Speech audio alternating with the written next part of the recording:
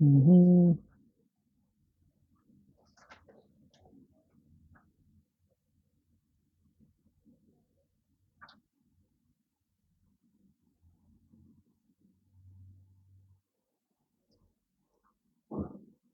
헛,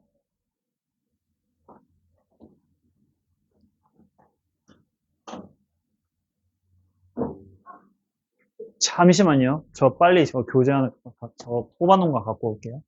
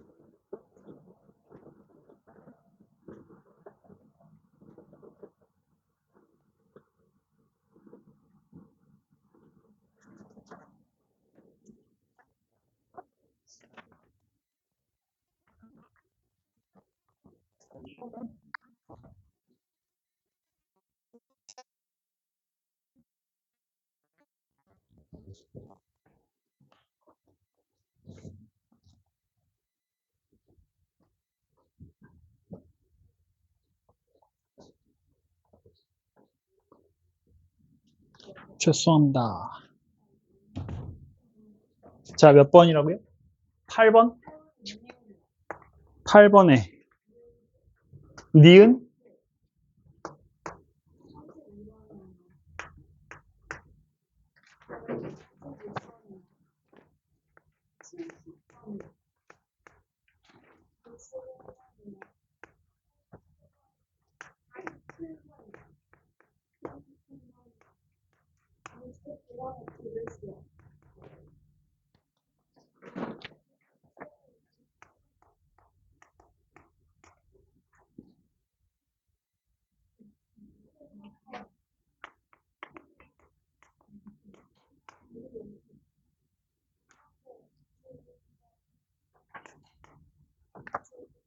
몇 번이요?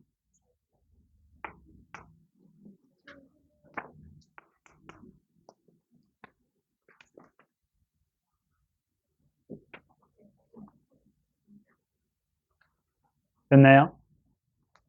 생각보다 좀 까다로운 단원이었죠? 그렇죠? 왜냐면 여기가 내용 자체는 그렇게 어려운 내용은 아닌데 말을 되게 이상하게 쓴 문제들도 많고 비슷한 문장 같은데 좀 다른 의미로 해석이 되면서 답이 아니거나 그죠? 틀린 경우들이 있기 때문에 저도 이제 가끔씩 그냥 정신 놓고 풀면은 틀리는 경우들도 있는 오히려 물리나 화학처럼 답이 딱딱 떨어지는 단원이 아니다 보니까 그런 부분들이 좀 더 골치 아픈 부분이기도 합니다. 그래서 머릿속에 일단은 우리 지난 시간에 배웠었던 진화와 자연 선택에 대한 기본 내용들을 좀 잘 정리해 주신 다음에 자주 나오는 헷갈리는 표현들은 따로 기억을 하는 게 오히려 좀 도움이 될 수 있는 그런 부분이라고 보시면 될 것 같아요. 아, 8번에 니은에 자, 중간에 있는 얼룩무늬 강아지가 태어났죠? 그죠? 자, 위에 있는 이제 흰색 털과 검은 털을 가진 개 사이에서 얼룩무늬를 이제 가졌는데, 여기서 핵심은 돌연변이냐 아니냐를 볼 때는요, 여러분들이 지난번에 강조했던 것처럼 뭘 항상 보셔야 돼요? 자, 부모의 유전자가 그대로 왔는가, 아니면 자, 부모의 유전자가 아닌 완전히 새로운 게 생겼는가, 이걸로 여러분들이 구분을 해주시는 거예요. 그래서 제가 지난번에 개는 아니지만 저의 머리털 색깔을 예를 들면서 간단한 예를 들었었죠. 그죠? 그래서 아버지와 어머니가 검은색과 노란색을 갖고 있어서 둘이 섞여서 검은색, 노란색 유전자를 둘 다 가져가지고 둘이 섞인 결과 갈색. 자, 이런 경우에는 자, 아버지와 어머니 유전자에 의해서 바깥으로 나타나는 형질만 달라진 거잖아요. 그죠? 이런 건 우리가 어떤 예로 봤었다? 유성 생식에 의한 조합으로 봤었죠. 그죠? 근데 내 동생의 경우 갑자기 뭐가 태어나게 되면 그렇죠. 파란색 유전자 두 개가 생겨가지고 파란색의 머리털을 갖게 된다면 아버지 어머니 유전자가 아닌 완전히 새로운 유전자가 생겼기 때문에 이건 돌연변이로 봐야 된다 이렇게 얘기했었잖아요. 그죠? 역시 8번의 니은도 얼룩무늬 강아지가 돌연변이인지 아닌지를 보려면 뭘 확인해 주면 된다? 그렇죠. 위에 있는 그림상에서 아버지와 어머니의 역할을 하고 있는 흰색 털과 검은색 털의 유전자가 그대로 왔는지 아니면 이것들이 아닌 새로운 유전자가 생겼는지를 보시면 된다는 거죠. 물론 여기 보면 색깔 구분이 좀 잘 안 돼가지고 명확하게 보긴 좀 힘들긴 하지만 색깔로 봤을 땐 어때요? 그렇죠. 아버지, 어머니의 유전자가 그대로 옮겨왔다는 것을 확인할 수가 있죠. 그러면 얘는 돌연변이가 아닐 것이다. 이런 식으로 우리가 볼 수 있다는 거예요. 이해되시죠? 그래서 부모의 유전자랑 같은지 다른지를 확인하는 방법으로 돌연변이가 아닌지를 확인해 주시면 될 것 같고요. 32번에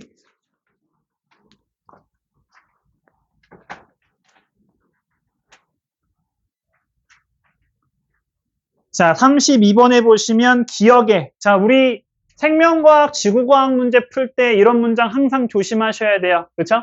어떤 거? 그렇죠. 뭐뭐만, 오직 뭐뭐만, 그죠? 절대로 아니다. 자, 이런 문장이 무조건 맞았다, 무조건 틀렸다는 말이 아니야, 그지? 한 번씩, 이런 말 나왔네? 다시 한번 읽어봐야 되겠다. 이런 생각을 해줘야 된다는 거죠. 이런 문장이 맞을 때도 있어. 이거 나왔다고 무조건 틀렸다고 하면 안 되는 거야. 그러면, 이런 문장이 붙어 있는 문장이 예외가 있는지 없는지를 여러분들 따져보셔야 된다는 거죠. 근데 제가 지난번에 강조했었던 것이 있었죠. 그죠? 우리가 그림상에서는 목이 긴 길이만 남는 것처럼 보이지만 실제로는 어떻다? 실제로는 그렇죠. 다양한 방법으로 이 환경에 적응할 수가 있고, 그죠? 때문에 조상이 하나였어도 자연 선택된 그 후손들은 어떻게 된다? 그 수가 그렇죠. 다양해진다라고 얘기했었죠. 그러면 여기 있는 자, 유리한 형질만 자손에게 전달된다. 생존에 유리한만 전달된다. 이런 표현은 적절하지 않다고 볼 수가 있겠죠. 그 다음에 니은에 높은 나무에 달린 잎을 닿기 위해 목을 길게 뻗은 결과 목이 점점 길어졌다. 자, 요거 뭐에 관련된 내용이에요? 자, 요즘은 틀려서 아예 보지도 않는다고 했었던 그렇죠. 라마르크의 이 용불용설이라고 하는 학설과 이어지는 거라고 했었죠. 그죠? 이 학설 왜 틀렸다?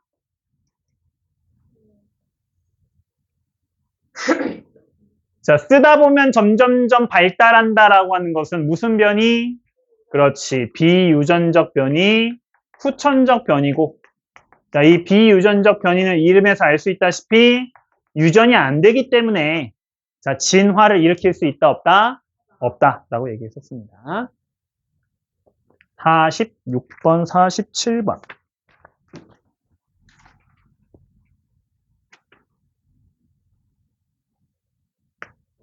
여러분들 그 ABO식 혈액형 배웠었나요? 배웠었어요? ABO식 혈액형이 어떻게 우리 유전됐었죠? 그렇죠. 우리 사람의 혈액형, ABO식 혈액형은 A 유전자, B 유전자, O 유전자가 있었죠? 그렇죠? 그리고 이 A, B, O 사이의 우열 관계가 좀 달랐어요. 그죠? 여기서 말하는 우열은 우월하다, 열등하다가 아니라 둘이 겹쳤을 때 누가 나오냐라는 뜻이에요. 그죠? 그래서 A와 B는 같고, 그렇죠. B가 O가 열성이죠. 그래서 A와 B가 합쳐지면 어떻게 돼요? 둘 다 나타나죠. 그죠? 그 다음에 A와 O가 합쳐지면 어떻게 돼요? 그렇죠. A가 나타나죠. 그러면 A형이 나올 수 있는 유전자형은 뭐였어요?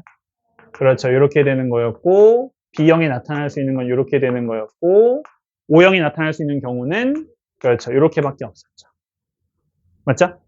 자, 보시면 여기 보시면 B형인 아버지와 A형인 어머니 사이에서 O형인 자손이 태어났어요. 그런데 아예 불가능한 경우인가요? 그렇지 않죠? 아버지가 B형이라고 했는데 아버지의 유전자형이 만약에 B5고 어머니 유전자형이 A5라면 이 둘 사이에서 태어날 수 있는 자식은 AB형도 가능하고 A형도 가능하고 B형도 가능하고 O형도 가능하죠. 즉 위에 있는 아버지와 어머니의 유전자가 조합된 결과로 나올 수 있는 예가 되는 거죠. 그렇기 때문에 자, 아버지와 어머니 유전자를 그대로 받았을 것이다 라고 생각할 수가 있겠죠. 맞습니까? 그런데 흰색 털, 우리 뭐 백사자라든지 그렇죠, 백호라든지 이런 애들은 일반적으로 어떤 애들이에요? 그렇죠. 일반적으로 알비노라고 부르는 대표적인 돌연변이의 예예요. 그렇죠? 자, 이 알비노는 생물체에서 나타나는 색소가 부족하지는, 그죠? 색소가 적은 수준이 아니라 아예 생기지 않거나 매우 부족해서 색깔이 흰색으로 바뀐다거나 아니면 색소가 없어서 안쪽에 있는 혈관이 그대로 드러난다거나 뭐 이런 식으로 자, 색소 자체가 드러나지 않는 경우들을 말하거든요. 여기 나와 있는 백사자나 백호들은 일반적으로 이런 알비노의 돌연변이인 경우들이 많다. 그죠? 자, 그래서 46번은 어느 정도 사전 지식이 좀 있어야 풀 수 있는 문제긴 했는데, 가를 굳이 본다면 유성생식의 예라고 볼 수 있을 것이고요. 밑에 나와 있는 흰색 털이 나타나는 경우를 대표적인 돌연변이 예로 볼 수 있다. 이해되시죠? 물론 사실 그냥 딱 나와 있는 설명만으로는 조금 설명이 부족하긴 합니다. 하지만 일반적으로는 이렇게 우리가 해석을 할 수 있습니다. 자, 이 유전 방법을 외워야 되는 건 아니고요. 기본적으로 자, A형과 B형 사이에서도 O형이 태어날 수 있다는 거, 그렇죠? 유성생식의 예로 볼 수 있다는 것만 참고해 보시면 좋을 것 같아요. 그러면 해결이 되나요? 괜찮나요? 네, 47번. 네. 그 다음에 57번.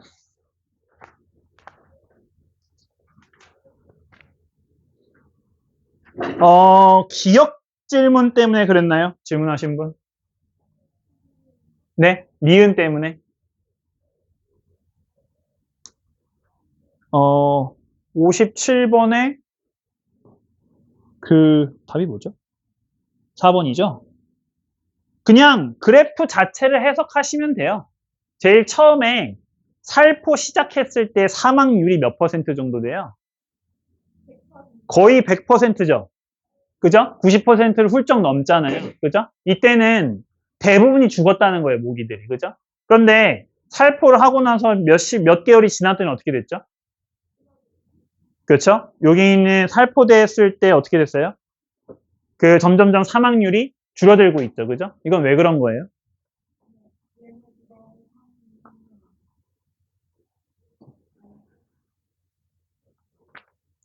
네, 솔직히 좀 문제가 잘못 내진 것 같긴 하지만 그냥 여기 나와 있는 그래프를 해석을 했을 때 점점점 살포를 하고 나서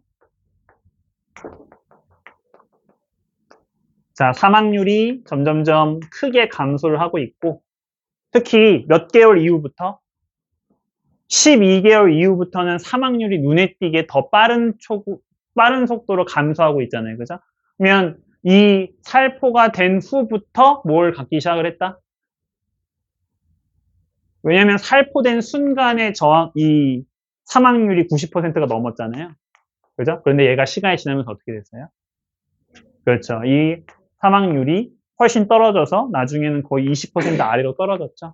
이 중간 어딘가에서 저항성이 생겼을 것이다 라고 그냥 이 그래프의 해석만으로 해줄 수 있다 라는 얘기가 되는 건데, 사실은 조금 우리가 알고 있는 내용과는 조금 다른 내용이긴 합니다. 그죠? 그래서 좀 애매한 문제이긴 한데요. 일단은 문제의 의도 자체는 그런 거니까 이렇게 한번 이해해 보시면 될 것 같고요. 61번에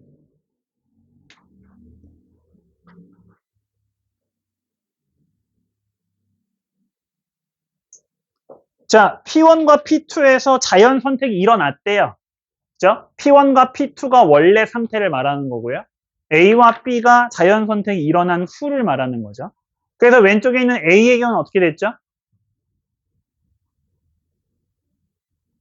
A 쪽으로 옮겨갔죠?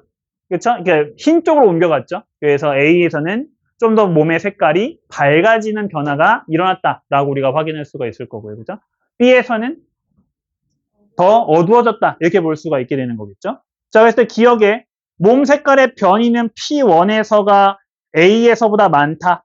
변이라는 건 뭐죠? 형질의 차이를 말하는 거예요. 그죠? 즉, 자, 변이가 더 많다는 건 무슨 뜻? 나타날 수 있는 형질의 종류가 더 많다라는 걸 의미하는 거죠. 그럼 뭘 봐야 돼요? 밑에 나와 있는 X축의 넓이를 보여주는 거예요. 그렇죠? 밑에 쪽에 있는 X축이 뭐예요? 몸의 색깔이죠. 그죠? 그러면 여기가 범위가 넓다는 얘기는 그만큼 넓은 범위에 다양한 색깔이 나타날 수 있다는 거죠. 만약에 지금 얘는 그렇지 않지만 이렇게 굉장히 좁은 범위만큼 나타났다는 건 무슨 뜻이죠? 이 색깔만 나타났다는 것이죠. 그죠? 그래서 아래쪽에 있는 밑넓이가 넓으면 넓을수록 어떻다? 변이가 더 많다 이렇게 얘기할 수가 있다는 거죠. 문의인지 이해되시죠?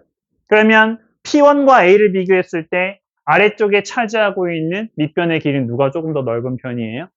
P1이 좀 더 넓은 편이죠. 그러면 변이가 P1이 더 많다라고 얘기할 수 있겠죠.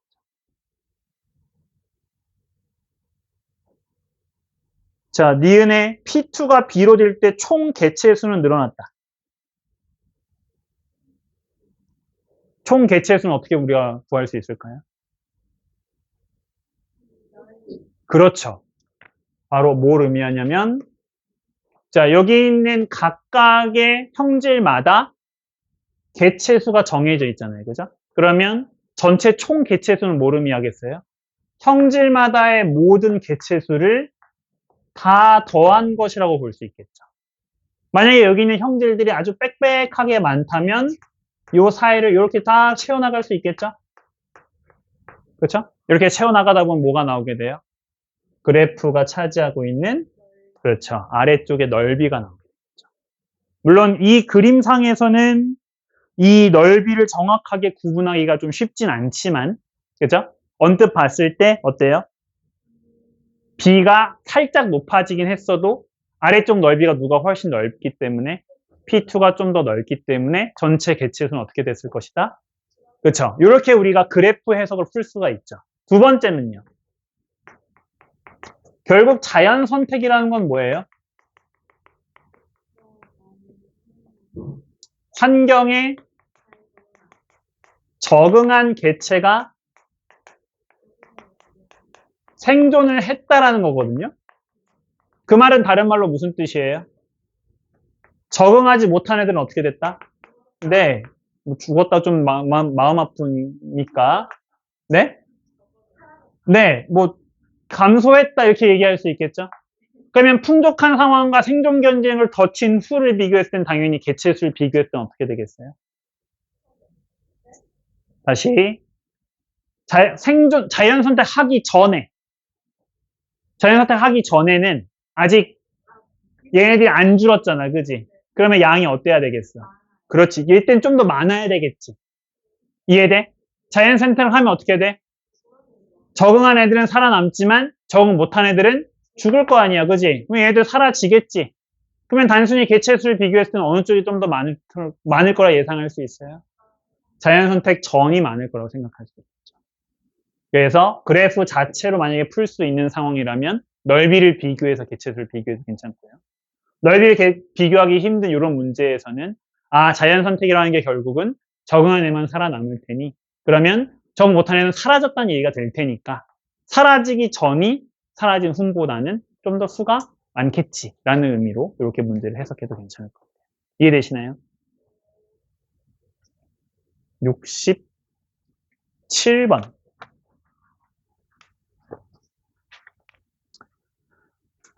자, 그림이 색깔 구분이 안 됐어도 여러분들 역시 똑같이 얘기해 볼 수 있어요. 가뭄이에요, 가뭄. 그죠? 뭐가 많아요, 적어요? 적어요. 그러면 개체 수가 당연히 언제 많겠어요? 가뭄 전이 많겠어요? 후가 많겠어요? 전이 많겠죠. 그죠? 그래서 우리는 어렵지 않게 여기 있는 그래프가 높은 개체 수가 더 많은 그래프가 가뭄 전의 그래프고 낮은 그래프가 가뭄 후의 그래프라는 사실을 구할 수 있겠죠. 이해되세요? 그렇죠? 67번에 뭐가 질문이죠? 니은에. 그래서 밑에 나와 있는 자, 우리 이런 그래프 볼 때 제일 중요한 게 뭐냐면요. 그래프 전체를 보는 건 큰 의미가 없습니다. 여러분들 학교에서 성적이 나왔는데 전교 1등이 100점이야. 전교 2등도 100점이야. 우리 학교는 100점짜리밖에 없는 학교네라고 말합니까? 안 하잖아요. 그죠? 우리 대부분 어떤 시험 수준을 볼 때, 성적 수준을 볼 때 뭘 봐요? 최고점 보지 않아요. 얘네들은 개수라고 해. 수가 적거든요. 그죠? 대부분 전체 학생들의 평균값, 중간값을 본단 말이죠. 그죠? 그래프도 마찬가지예요.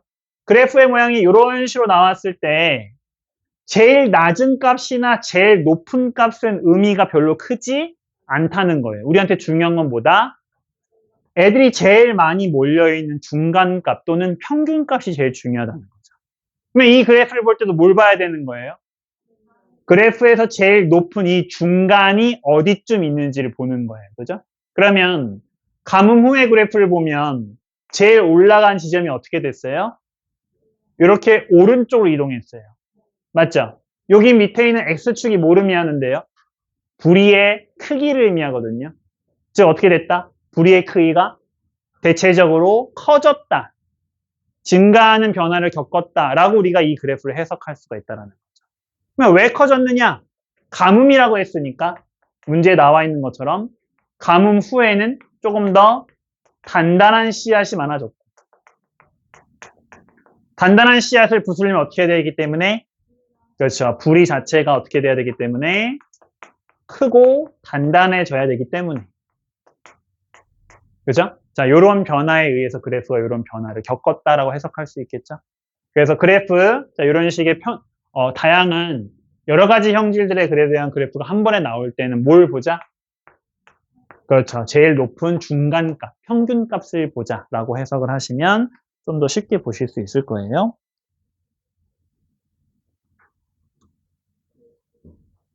69번은 뭐가 질문일까요? 디귿이요. 똑같은 얘기죠? 아까 우리 얘기했었던 라마르크. 자주 사용하면 발달한다. 여기까지 맞죠? 근데 그게 유전돼요? 안 돼요? 안 되죠. 70번.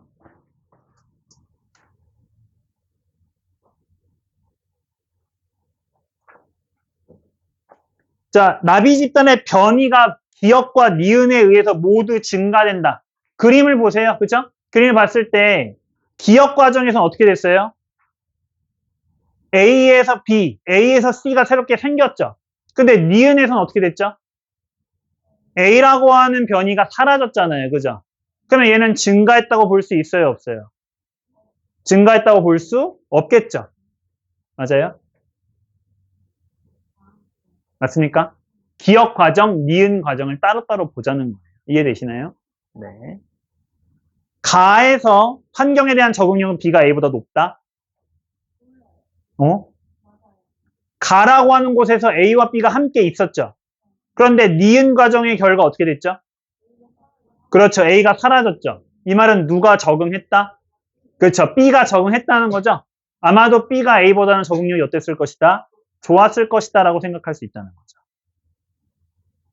자, 분명히 기억 과정이 뭐라고 했냐면 돌연 변이와 자연 선택 중 하나라고 했어요. 그죠? 당연히 변이가 늘어나는 기억이 뭐가 될 수밖에 없어요? 돌연 변이가 될 수밖에 없죠. 그러면 돌연 변이가 일어나면 새롭게 생긴 C는 원래 부모 A와 유전적으로 동일해요? 동일하지 않아요? 달라야죠. 돌연 변이가 일어났습니다. 이해되시죠? 73번에 항생제를 처리했어요. 색깔이 잘 구분이 안 되긴 하는데 어쨌든 항생제를 처리하면 어떤 일이 일어나겠어요? 내성이 없는 세균들이 사라지겠죠. 그러면 오른쪽에 있는 증식 과정을 거친 결과 어떤 변화를 겪게 될까요? 처음과 증식 후의 환경에서는. 그렇죠. 처음에는 내성이 있고 내성이 없는 애들이 이렇게 있을 때, 자, 내성이 없는 애들이 좀 더 많았을 거예요. 그죠? 그런데 살충제를 처리하고 증식이 일어난 다음엔 어떤 일이 일어나야 돼요? 내성이 있는 애들의 비율이 어떻게 된다? 그렇죠. 훨씬 높아질 수밖에 없겠죠. 자, 아마도 이런 변화를 겪었을 것이다라고 색깔 구분이 안 되지만 추측할 수 있겠죠. 자, A형질 개체와 B형질 개체는 서로 다른 변이이다. 그렇겠죠. 자, 물론 정확하게 그림이 구분은 안 되지만 아마도 내성이 있는 애와 없는 애를 구분한 것 같아요.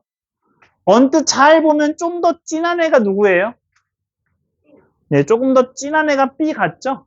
그렇죠? 그래서 조금 더 진한 애가 어떻게 되고 있어요? 줄어들고 있는 것처럼 보여요. 그죠? 제 눈에는. 근데 사실 그거는 애매하기 때문에 이 문제는 잘 안 보이시면 안 푸는 게 맞고 보이시는 분들만 요 색깔로 구분해 보시면 될 것 같아요. 그죠? 제일 처음 그림과 제일 마지막 그림을 한번 비교해 보시면 조금 밝아진 느낌이 들거든요. 그래서 이렇게 구분하는 수밖에 없을 것 같긴 합니다. 원래 컬러였던 그림을 흑백으로 복사하는 과정에서 이런 문제가 생겼고요. 그래서 A형질 개체가 자연 선택됐다. 뭐 이런 식으로 볼 수 있을 것 같습니다. 369, 11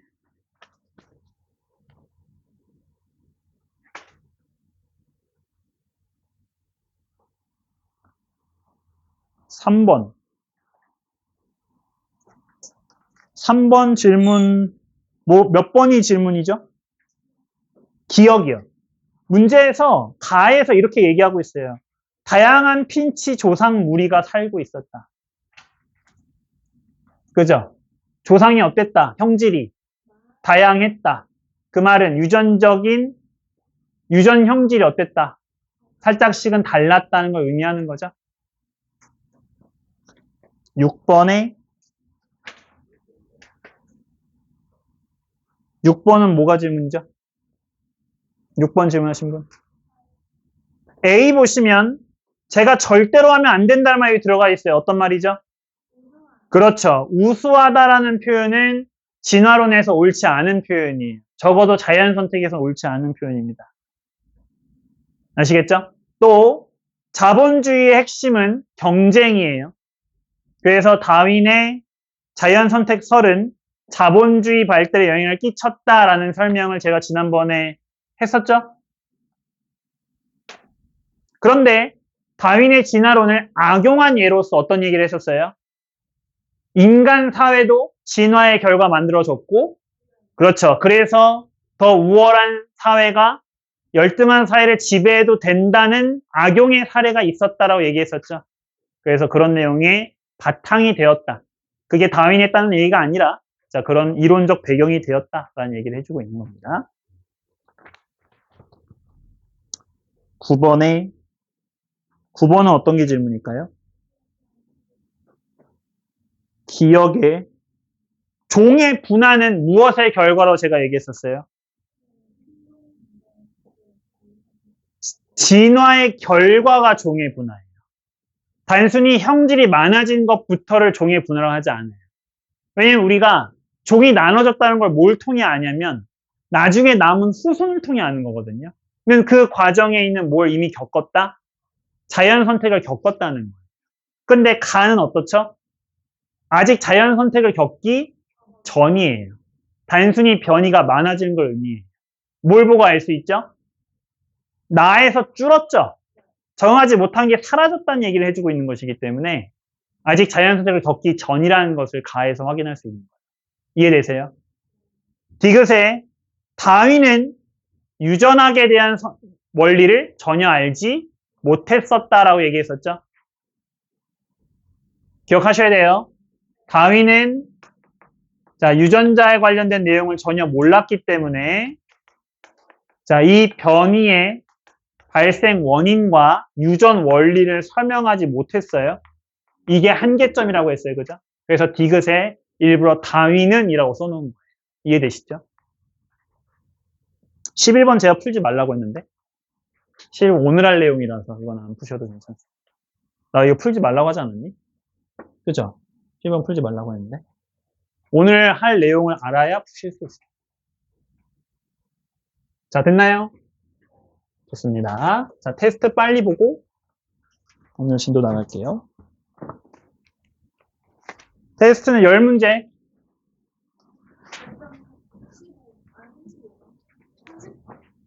앞에서 몇 점이었어요? 진짜요? 진짜? 어? 그지? 35점이지? 재상성 선생님 오늘만? 진짜야? 눈치 보지 말고 괜찮아. 아, 진짜야? 진짜야? 재상성님이 30점을 하셨다고? 네, 방학 때는 30점이 왔는데 학기 중에 올라가잖아 원래.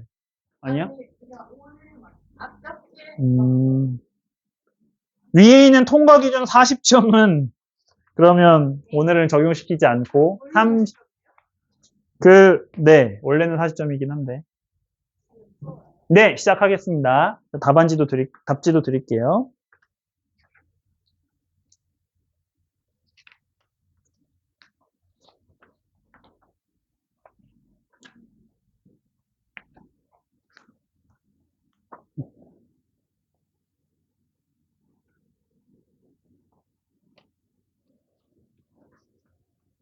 옮겨주세요.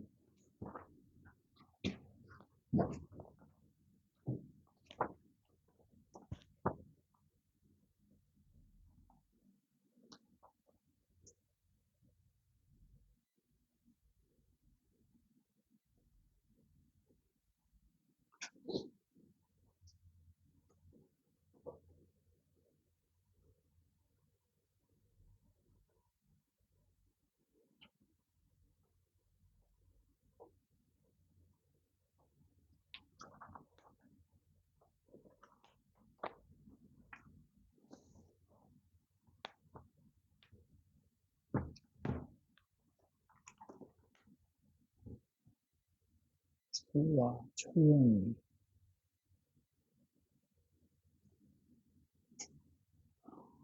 다은이.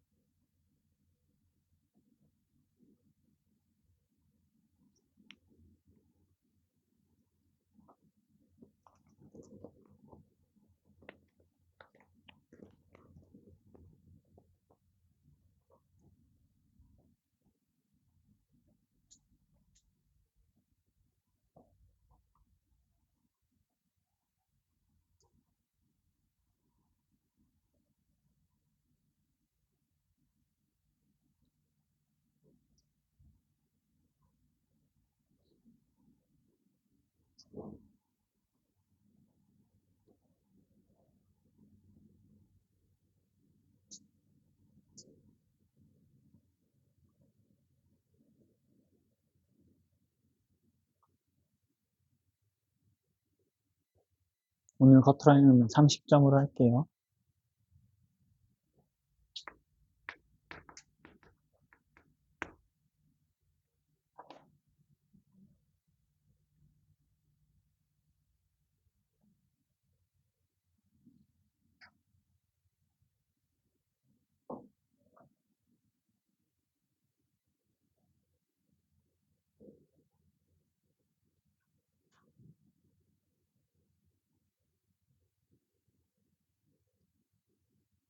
내 눈치 보지 말고 골라요.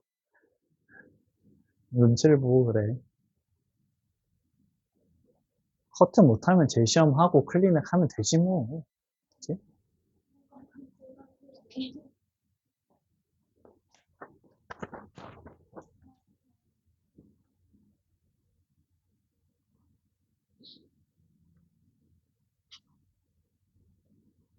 그냥 그 B만 남았다고 생각하세요. 원래 A만 있었고 중간에 A와 B가 생겼고 마지막에 B만 남았다. 이렇게 보세요. 색깔로 보지 마시고.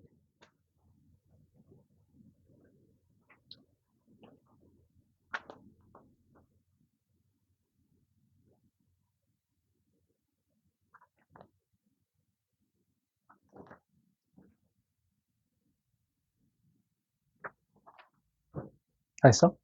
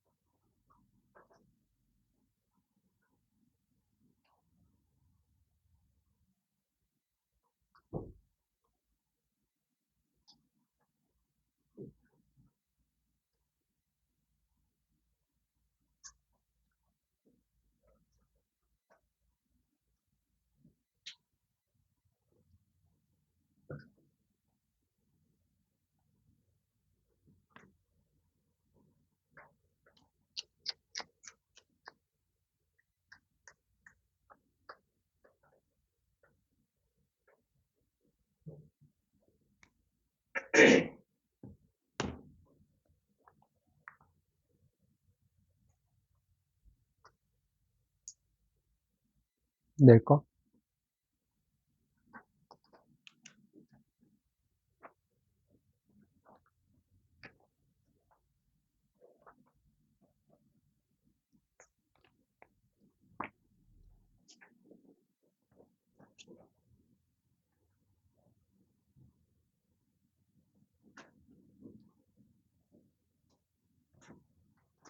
왜 11번까지 써져 있어요? 아,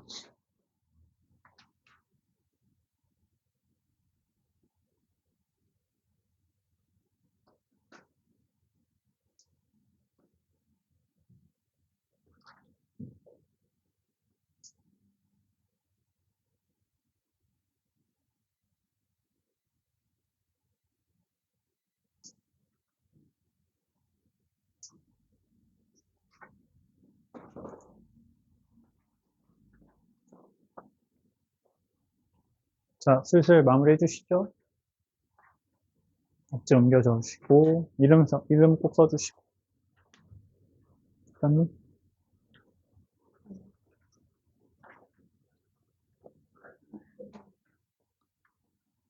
제가 낸 건 아닌데, 문제가 조금 그렇게 마냥 쉽게 내지 않으셨거든요, 문제를. 어려웠을 수도 있습니다. 여러분들 좀 못 보면 그냥 빠르게 재시험 봐도 괜찮습니다. 재시험 봐도 되는 거고. 네, 내실 분들 내셔도 됩니다. 네.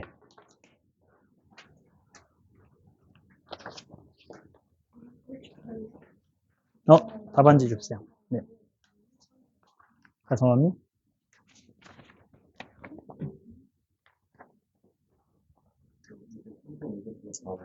어? 아니요, 아마 다 5점일 거예요. 아, 다 냈어? 아니 망했다. 아, 선생님 저 다시 제출할게요. 뭐가요? 답안지요. 잘못 썼어요. 답지 못 받으신 분? 답지? 준호?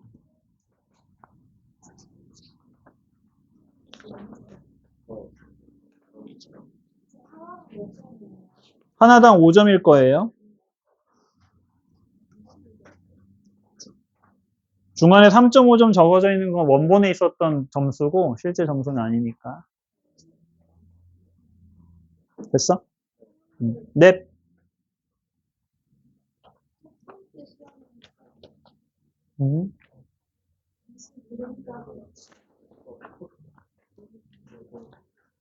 자, 통과 못하신 분들은 제 시험을 보시면 되는데, 제 시험은 수업 끝나고,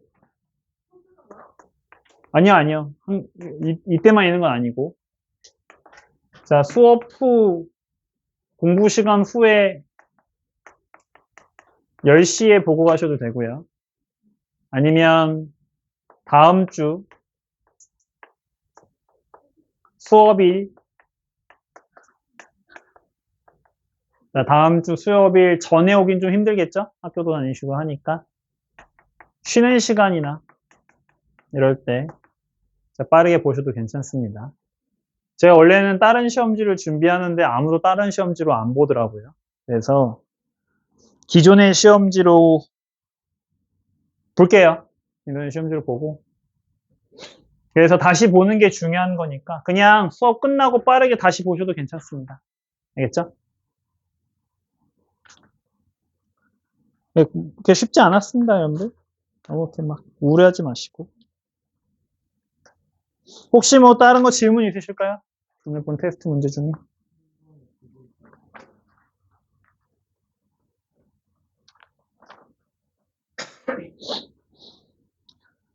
여기서 역시 획득한 형질이라는 표현 나와 있죠.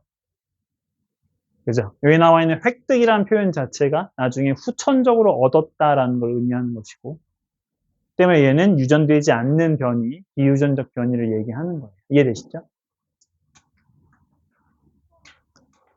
10번의 디귿 항생제를 사용한 결과 아까도 역시 비슷한 질문을 했었는데 그죠? 종의 분화는 결국 오랜 시간이 지난 후의 얘기예요. 그죠? 그래서 선생님이 진화가 일어나면 무조건 종이 많아진다고 했는데 이렇게 생각해서 이 문제를 푸시면 안 돼요. 그죠? 이 문제는 그냥 항생제라는 걸 처리했을 때 즉각적인 어떤 변화가 나타나느냐 그림을 보고 판단하는 문제거든요. 문인지 이해되세요?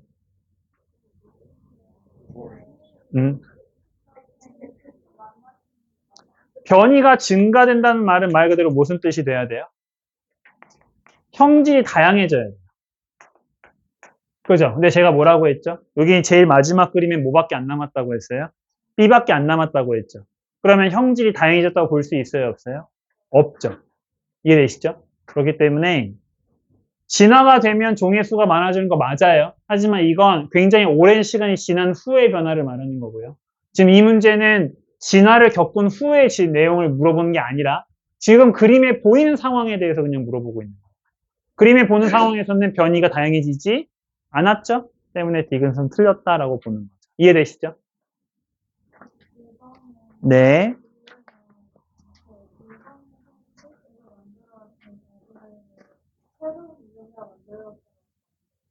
그렇죠. 기본적으로, 그러니까 이 그림이 조금 애매하게 나와 있어서 그런데 아까 나왔던 그림이랑 똑같죠?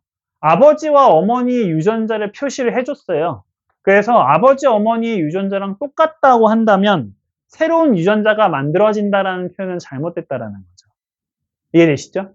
아버지와 어머니가 했는데 자식의 유전자가 전혀 달라. 그런 그림이 나왔어. 그러면 니은이 맞는 셈이 됐겠지. 하지만 여기 그림을 잘 보시면 아버지와 어머니의 유전자를 그냥 반씩 물받은 것 뿐이죠. 이거는 새로운 유전자가 만들어졌다고 볼 수는 없어요. 이해되시죠? 됐습니까? 네. 자, 애매하죠? 저도 여기 많이 헷갈리고, 저도 솔직히 정신 빼고 풀면 많이 틀립니다. 그래서 오히려 물리나 화학보다도 더 많이 틀리는 파트인데, 그만큼 말이 애매하고요. 특히 학교 시험 기출문제들은 더더욱 더 애매한 특징들을 갖고 있어서, 여러분들이 좀 문제를 꼼꼼하게 읽으실 필요가 있고, 자, 그런 것들을 좀 자주 틀렸던 문장들이나 특징들은 기억을 해주시면 도움이 되실 수가 있으니까 공부하실 때 한번 참고해 보시면 좋을 것 같습니다. 쉬는 시간 전에 잠깐 빠르게 앞부분만 하고 쉴게요. 자, 오늘 할 내용은 6강의 생물 다양성과 보전 내용입니다. 아주 조금만 하고 쉴 테니까 잠깐만 볼게요. 이번 단원 진짜 쉽거든요. 이번 단원은 진짜 쉬워요. 앞 단원은 그래도 유전자 관련 내용들도 나오고 보시면 문제들도 되게 귀찮은 스타일들이 많았는데 여기는 문제가 진짜 쉬운 대신 독특한 선생님들을 만나면 좀 골치 아픈 문제들이 나올 수가 있는데요. 그건 좀 이따가 관련 내용 보면서 설명하도록 하겠습니다. 자, 1번에 일단 생물 다양성이라고 하는 것의 의미를 먼저 살펴봅니다. 말 그대로 무슨 뜻이에요? 이 생물들이 얼마나 다양한가, 그 다양한 정도를 의미하는 거죠. 다만 이 생물이 다양한 정도를 얘기할 때는 단순히 생물의 종류가 많다라는 것만 다루진 않는다는 거죠. 자, 생물의 종뿐만 아니라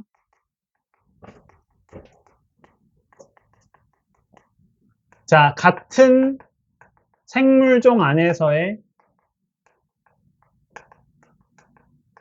자, 유전자의 수 역시 중요하고요.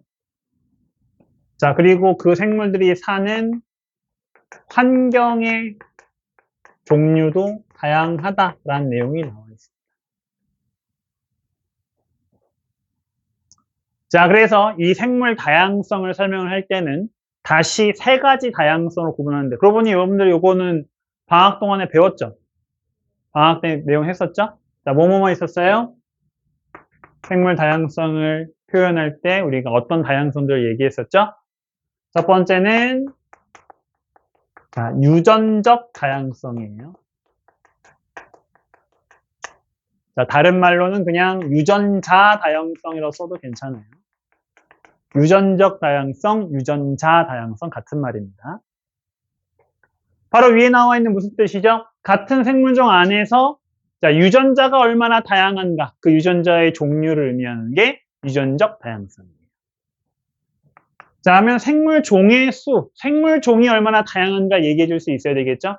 자, 두 번째 척도는 종 다양성. 이름 그대로 생물종이 얼마나 다양한가. 마지막으로는 이 생물들을 둘러싸고 있는 환경이 얼마나 다양한가도 역시 다양성이 포함이 되고요. 이 세 번째 다양성을 자, 생태계 다양성이라고 합니다. 자, 우리는 어떤 생물의 다양성을 이렇게 세 가지 부분에서 분석을 하고 자, 이것들이 각각 모두가 많아져야 생물 다양성 모두가 커졌다 이렇게 얘기할 수가 있다. 이해되시죠? 자, 유전적 다양성 조금만 할게요. 몇 개만 쓰고 쉬겠습니다.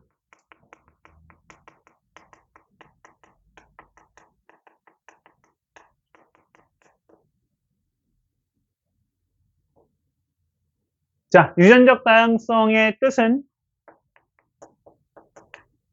자, 같은 생물종 안의 자, 유전자의 다양한 정도예요. 그런데 자, 앞에서 제가 강조했었던 말 나왔네요. 그죠? 같은 생물종이라는 표현 나왔어요. 그죠? 같은 생물종. 그리고 제가 지난번에 역시 강조했던 거 유전자에 의해 뭐가 바뀐다고 했었죠? 유전자에 의해서 뭐가 바뀐다고 했어요? 그렇죠. 유전자에 의해서 형질이 결정된다. 유전자가 바뀌면 형질이 바뀐다고 했죠? 그러면 이 문장은 같은 생물종 안에서의 형질이 얼마나 다양하냐 이런 얘기가 되는 거네요. 형질의 차이에 대한 얘기네요. 우리 지난 시간에 그렇죠. 형질의 차이를 뭐라고 얘기했었죠? 변이라고 얘기했었죠? 결국 이 유전적 다양성은 무슨 말과 같은 말이다?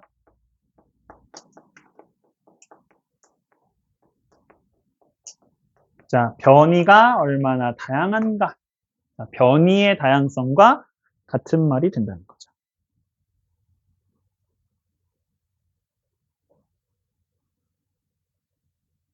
자, 요거 적고 쉴게요. 자, 이 유전적 다양성은 왜 중요하냐면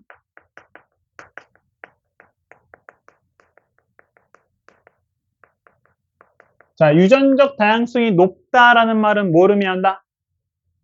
그만큼 다양한 형질이 존재하고 있다는 것이고 자, 그러면 갑자기 뭐가 닥쳤을 때 갑작스런 자, 주변에 그렇죠. 환경 변화에 적응이 쉽다라는 자, 장점이 있습니다. 자, 유전적 다양성이 높을 때 중요한 장점이죠. 자, 여기까지 쓰고 잠깐 쉬도록 하겠습니다.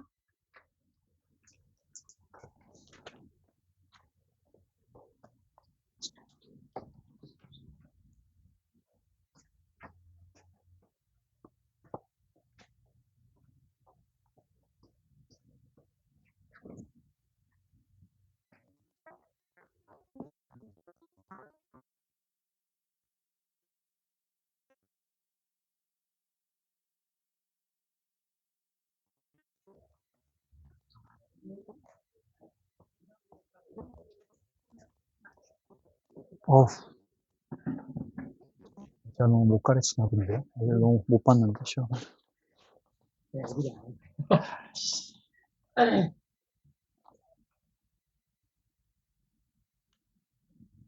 선생님, 거기 지질 시대 설명하실 때 애들 그 화석 모양까지 설명해 주셨어요? 그러니까 수업 때는 말도 안 되는 그림 그려주는 거 특징들만 그냥 그러고 그냥 단톡방에다가 설명하셨구나. 전 시간이 안 되던데. 그거를 엄청 줄였어요. 그 시대별 특징 있잖아요. 네. 이거를 형성불이가 뭐야, 이거 그런 게 뭐야가 아니라 이게 그냥 실컷 넓게 써가지고 한 번에. 전 거기 설명하느라 시간 다 써가지고. 그죠. 거기가 길어가지고. 네. 또 덕성 설명하다가 어차피 덕성 이어져 있으니까 네. 진화가 짧아서 시간 넘겼거든요. 물지. 네. 했었거든요. 그건 좀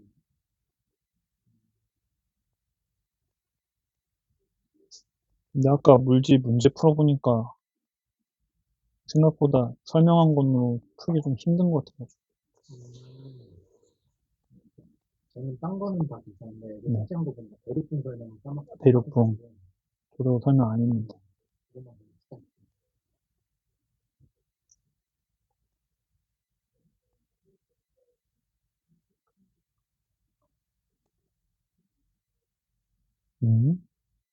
내가 왜?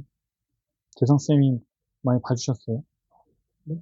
재성쌤이 많이 봐주셨어요, 이제? 오늘 35컷인데 네. 30으로 내렸네. 저도 내렸는데, 왜 나한테 근데 이러지? 30 밑에 한 명도 없어. 제일 낮은 정도가 30컷?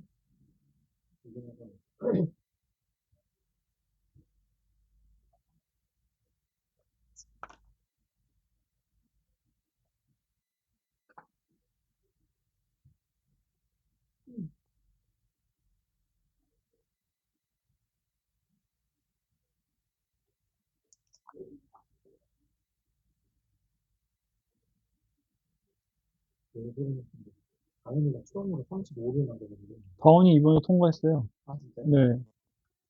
공부하지 갑자기? 근데 갑자기 저한테 이거 써놓고, 재성쌤보다 너무하다고 써놓고, 통과해놓고, 왜 그러지? 근데 저한테도 잔뜩 써놨어요. 그냥 엄살 피우는 거 그래요? 35점이나 맞았는데. 시간이 있으면 문제가 너무 아. 이게 오늘 좀 어렵게 내셨더라고요. 이거 지금 뭐지? 보름쌤이 내신 문제가 난이도가 좀 있던데 마냥 쉽진 않더라고요. 그래도 잘 봤는데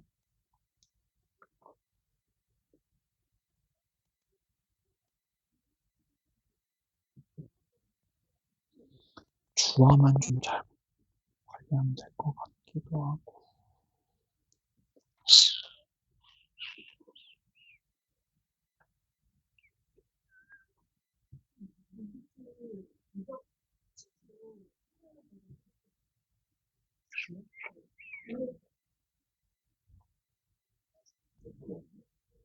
지금 아직은 다 만들고 한글팔 중간보다 올려. 주어 빼고 다 통과했는데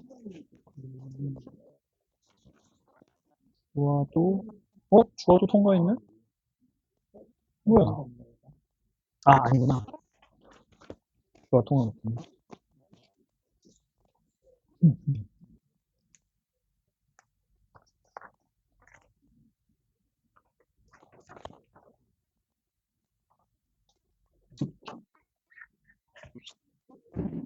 딱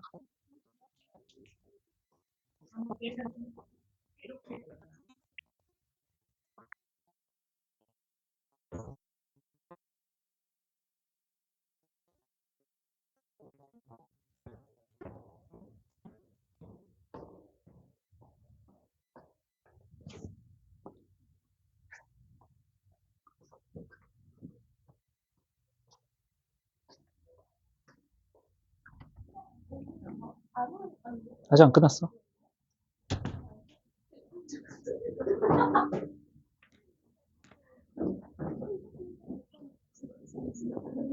그 교량편이랑 변이 다 그 유전으로 전달되는 거. 어떤 거요? 교량편이랑 변이 둘 다 유전. 그 유성생식 조합을 지금 얘기하는 거예요. 변이 안에 유전적 변이 안에 유성생식 조합이랑 돌연 변이가 있는 거거든요. 그렇죠? 변이 중에서는 비유전적 변이도 있다고 했죠. 그래서 만약에 얘까지 포함하는 걸 지금 변이라고 물어본 거면 유전되는 애도 있고 안 되는 애도 있는 거죠. 요거 얘기하는 거죠? 네. 웜색의 붉은색의 정도. 기본적으로 붉은색이란 유전자가 똑같죠. 다만 그 정도의 차이가 좀 있는 거죠. 요건 이제 뭐겠어요? 그렇죠. 유성생식 세포의 조합이 되는 거죠. 그래서 그렇죠. 근데 갑자기 뜬금없이 완전 다른 색이 태어났잖아요. 그죠? 이건 이런 게 돌연변이 거죠. 그렇죠. 둘 다 유전이 되는 거죠. 기본적으로 유전적 변이는 뭐냐면 처음 태어날 때부터 갖고 있는 걸 전부 다 유전적 변이라고. 딱정벌들이 염색하지 않잖아요. 그지? 딱정벌들이 빨간색으로 태어나서 계속 빨간색으로 살지. 색깔이 좀 마음에 안 드니까 내가 색깔 좀 바꿔야지 이러지 않죠? 그런 것들은 이제 처음 갖고 태어났으니까 유전도 되는 거예요. 이해되죠?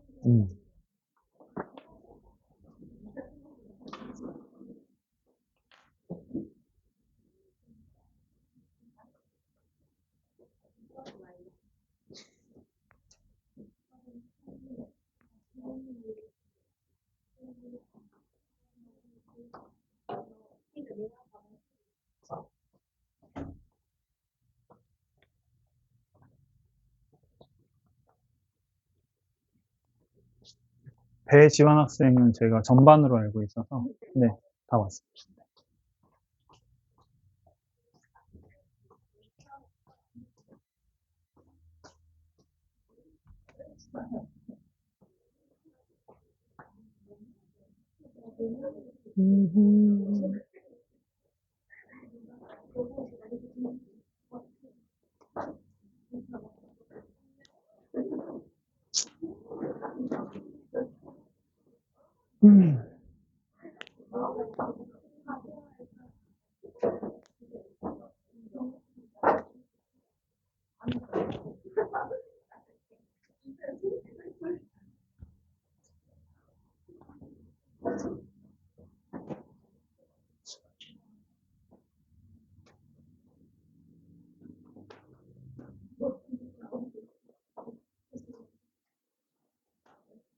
여러분들 기출문제 보니까 지구과학이 상당히 극악하더라고요. 작년 기출문제 보니까. 그죠? 근데 아까 얘기 들어보니 지구과학 문제를 좀 어렵게 내신다며, 지구과학 선생님이, 그죠? 네. 어떤가요?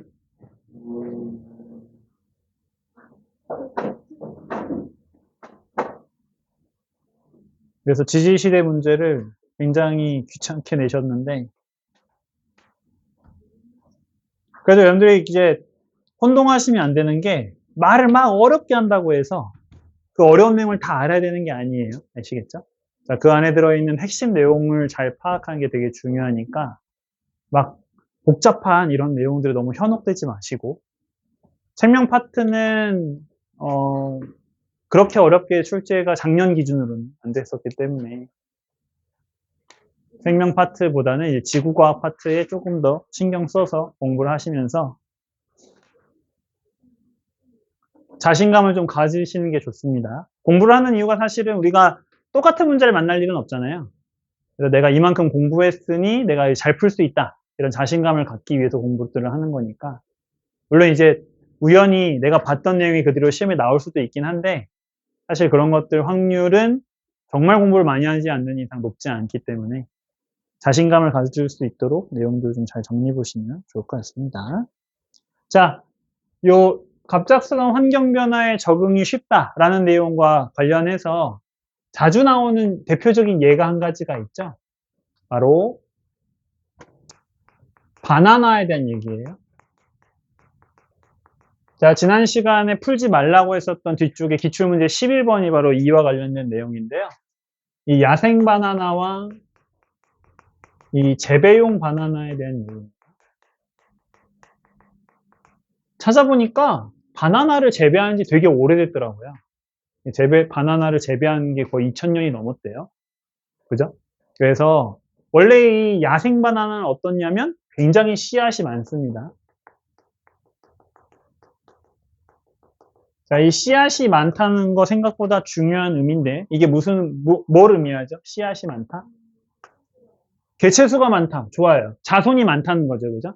근데 단순히 자손이 많은 게 아니라 어떻다? 그 씨앗마다 전부 다 똑같은 자손이 태어나는 게 아니라는 거예요. 그죠?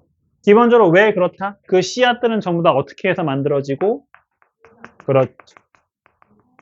유성생식에 의해 만들어지는 거예요. 그렇죠? 씨앗이 쉽게 말하면 우리 동물의 새끼야. 그지? 그래서 유성생식의 결과가 씨앗이야. 씨앗이 많다는 것 자체가 뭘 하고 있다는 것이고 유성생식을 하고 있다는 것이고 당연히 유성생식을 하면 유성생식의 조합에 의해서 그만큼 뭐가 많아질 수 있고 변이가 많아질 수 있죠. 그죠? 또 그 과정에서 뭐도 잘 나타나기 쉽다? 그렇죠. 돌연변이도 나타나기 쉬워요. 그래서 기본적으로 유성생식을 하고 있다는 것 자체가 뭘 의미한다? 변이의 종류가 어떻다? 많다. 그렇죠? 즉 유전적 다양성이 어떻다? 그렇죠? 다양성이 크다, 높다 이렇게 우리가 얘기할 수 있다는 거죠. 다만 맛은 없대요. 먹을 게 별로 없대요. 씨앗이 너무 많아가지고. 궁금하신 분들은 정글의 법칙을 보시면 되고, 그죠?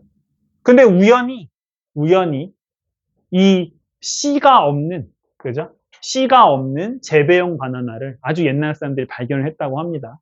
그리고 얘네들은 씨앗도 없고 그만큼 뭐가 많기 때문에 먹을 부분이, 그죠? 과육이 많기 때문에 이제 이것들을 기르기 시작을 한 거예요.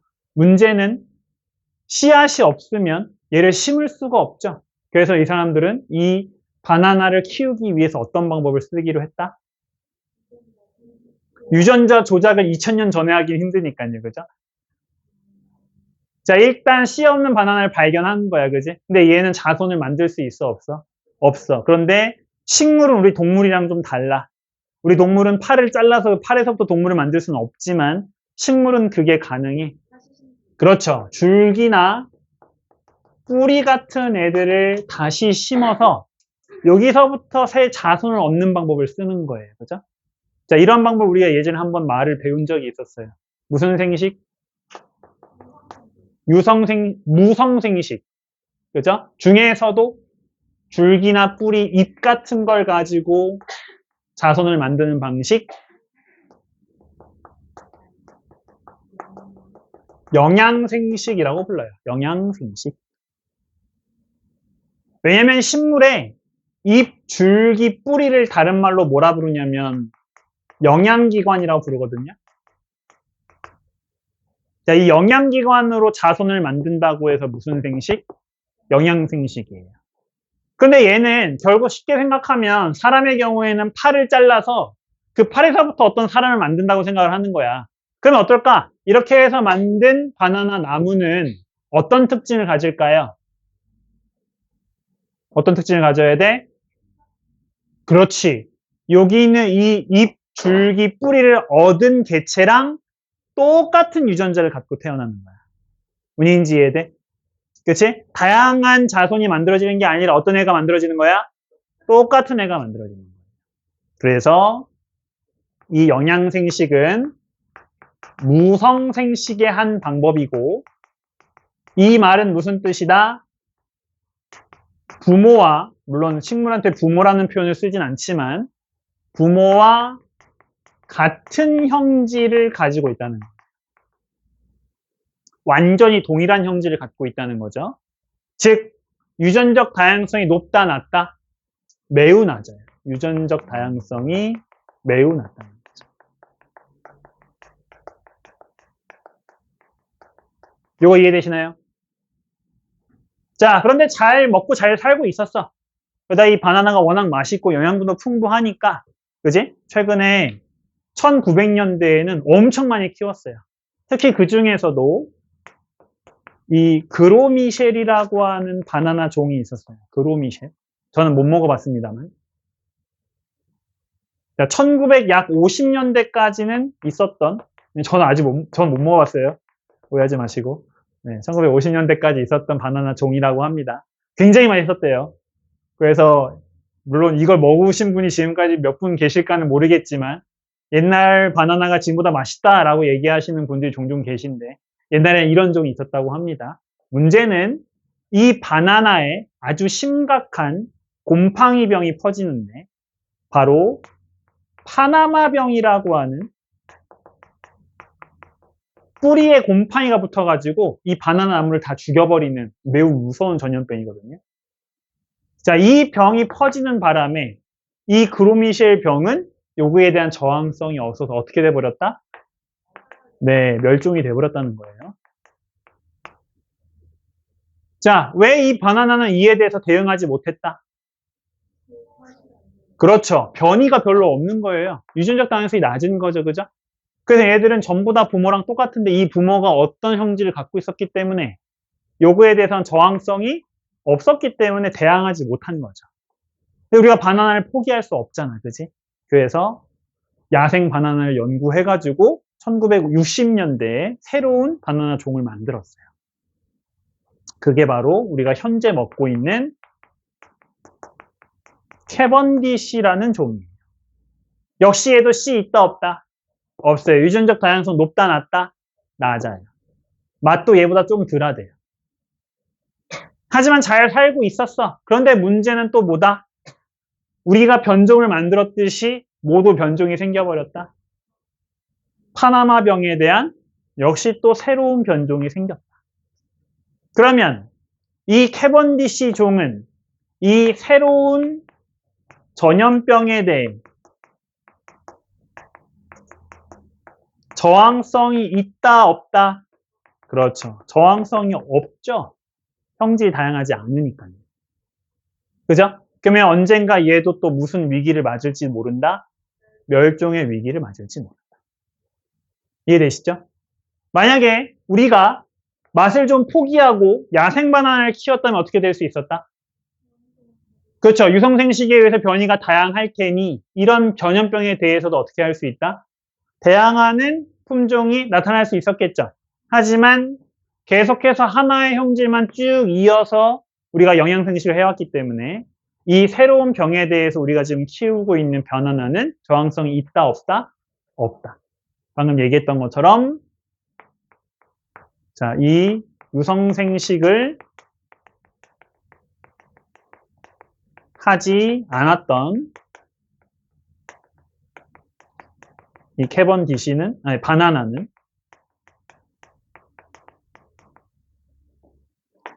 새로운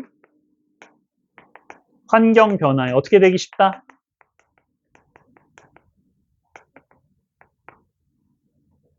적응하지 못할 가능성이 높다. 이해되시죠? 실제로 많은 문제와 예제 얘기에서 이 바나나 얘기가 굉장히 많이 나옵니다. 그래서 야생 바나나와 재배용 바나나의 차이점 잘 구분해 주시고요. 왜 재배용 바나나가 그만큼 위험한지에 대한 이해도 여러분들이 정리해 보시면 좋을 것 같습니다. 워낙 자주 나왔던 얘기라 오히려 요즘에 문제 출제율이 좀 떨어지는 느낌이에요. 자, 두 번째는 종 다양성입니다.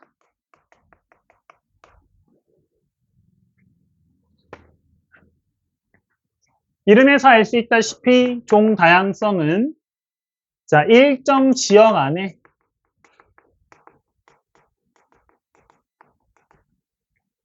종의 수가 얼마나 많은지, 생물 종의 수가 얼마나 많은지가 중요합니다. 그런데 단순히 생물 종이 많다고 해서 무조건 종 다양성이 큰 건 아니고요. 여기에 한 가지 요소가 더 있는데 그게 바로 뭐다?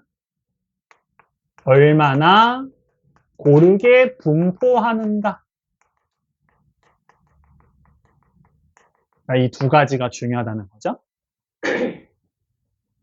자, 간단하게 우리 예를 보면 A라는 지역에 생물종이 소문자 A와 소문자 B라는 애가 있어요. 그죠? 자, 이 소문자 A가 총 10마리가 있고 B가 5마리가 있다고 해봅시다. 그런데 옆에 있는 B 생태계에는 자, A 종류가 9개, B가 4개, C가 2개 있다는 거죠. 그러면 자, 생물 종이 누가 좀 더 다양하기 때문에 B가 좀 더 다양하기 때문에 누가 다양성이 높아요? B가 좀 더 높은 거예요. 그죠? 그런데 그 옆에 있는 C 생태계를 봤더니 여기에는 A가 6마리, B가 4마리, C가 5마리 있었다는 거죠. 그러면 생물 중에 어느 쪽이 조금 더 고르게 있는 편이죠? C가 조금 더 고르게 있는 편이죠? 그러면 이 중에서 가장 종 다양성이 높은 생태계는 어디다? 그렇죠. C다. 이렇게 얘기했습니다. 이해되시죠? 그래서 생물 종의 개수가 일단 많아야 종 다양성이 높은 거고요. 생물 종의 개수가 비슷할 때에는 그 생물 종이 얼마나 다양하게 분포하고 있는가. 개수를 보시면 됩니다. 이해되시죠? 딱 이 정도로 예로만 나오기 때문에 여러분들이 그림이나 요 예를 보고 요것들을 파악해 주실 수 있으면 됩니다. 자, 이 종의 개수, 종 다양성이 중요한 이유는 바로 이 생태계 안에서 생물들의 관계 때문인데 이 생태계 안에서의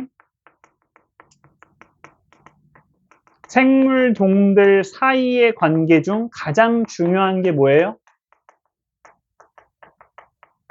가장 중요한 생물들 사이의 관계. 그렇죠. 먹고 먹히는 관계죠. 그죠? 바로 먹이 사슬입니다. 그죠? 그래서 우리 이 기말고사 시험범이긴 한데 자, 생태계의 가장 아래쪽에 있는 먹이들, 풀 같은 애들 우리가 뭐라고 부르죠? 그렇죠. 얘들 이제 생산자라고 부르죠.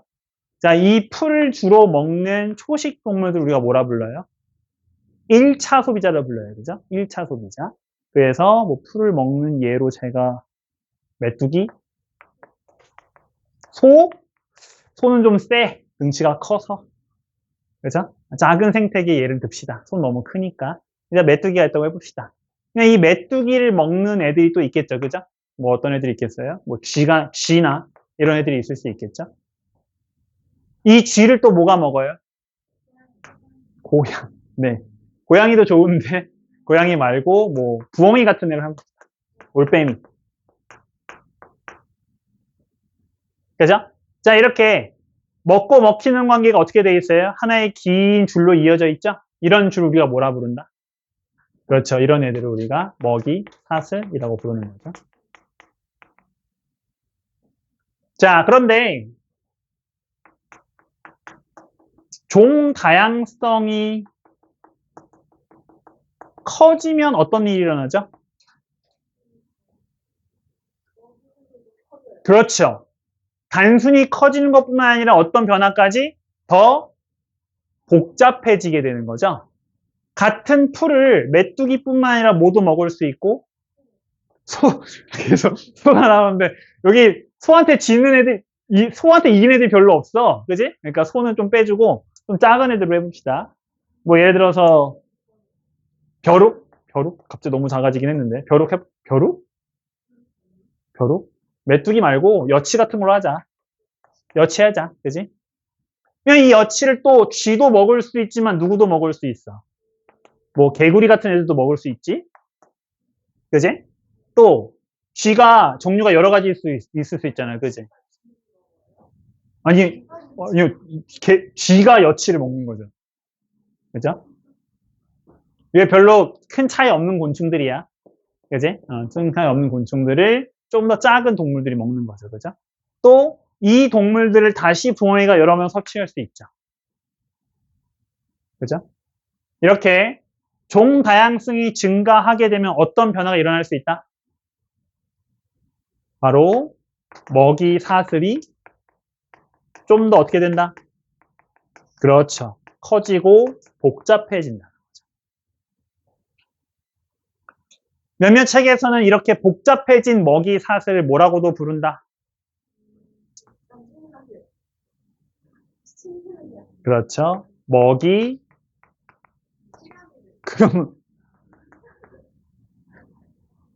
먹이 그물이라고 부르기도 해요. 그죠?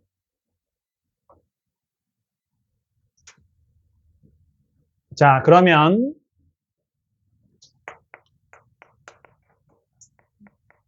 종 다양성이 높을 때 좋은 점은 뭐가 돼요? 자, 종 다양성이 높다는 얘기는 방금 얘기했던 것처럼 먹이 사슬이 복잡해진다는 거죠. 그죠? 먹을 게 많아지죠. 무엇보다도 먹을 게 많아지게 되면 만약 쥐가 어떤 이유로 인해 뭐 갑자기 수가 엄청 줄거나 멸종해 버렸어. 그지? 그냥 원래 요 한 줄짜리밖에 없었던 먹이 사슬에서는 붕어이가 먹을 게 없어지지. 하지만 복잡해진 먹이 사슬에서는 이제 어떻게 돼? 쥐가 사라져도 뭘 먹을 수 있어요? 개구리를 먹을 수 있죠. 그죠? 바로 종 다양성이 높다는 얘기는 그렇죠. 생물 종이 멸종해도 이 생태계의 모는 먹이 사슬은 어떻게 될 수 있다? 그렇죠. 유지될 수 있다라는 게 종 다양성이 높을 때 좋은 점이 되는 거죠.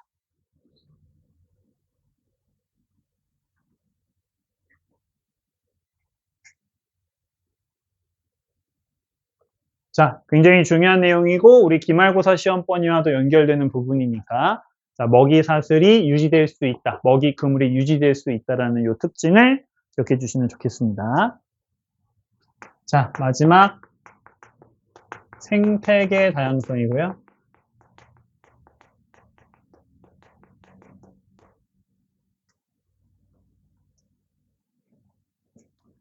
당연히 얘도 생태계 다양성을 의미하는 말은 자, 생태계가 얼마나 다양한가 그 개수, 종류와 관련이 있겠죠?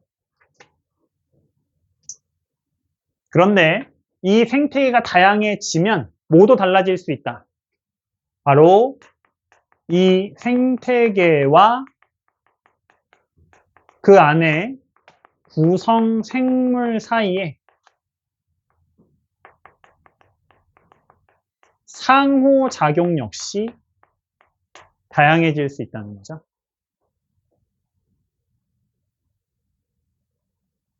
우리는 이 생태계라는 표현을 어떤 말로 바꿔 쓸 수 있어요? 아까도 잠깐 썼지만 환경이란 말로 바꿔 쓸 수 있어요. 생물을 둘러싸고 있는 자연 환경, 이 자연 환경이 얼마나 다양한가 자, 이런 게 이제 생태계 다양성이라고 얘기할 수 있겠죠. 여러분들 잘 알고 있는 생태계 어떤 것들이 있습니까? 바다. 그죠? 근데 바다도 여러분들 한번 생각해 보시면 바다라고 해서 전부 다 똑같은 바다는 아니죠. 그죠? 어떤 바다들이 있어요? 심해도 있고요. 그죠? 또 동해와 서해가 완전 다르잖아요. 어떻게 달라요? 서해는 뭐가 많고 갯벌이 굉장히 많죠. 진흙이 많고 왜냐하면 이 해수면이 낮기 때문에 물들이 얕으니까 그래서 갯벌도 잘 생기죠. 근데 동해는 어때요? 반대로?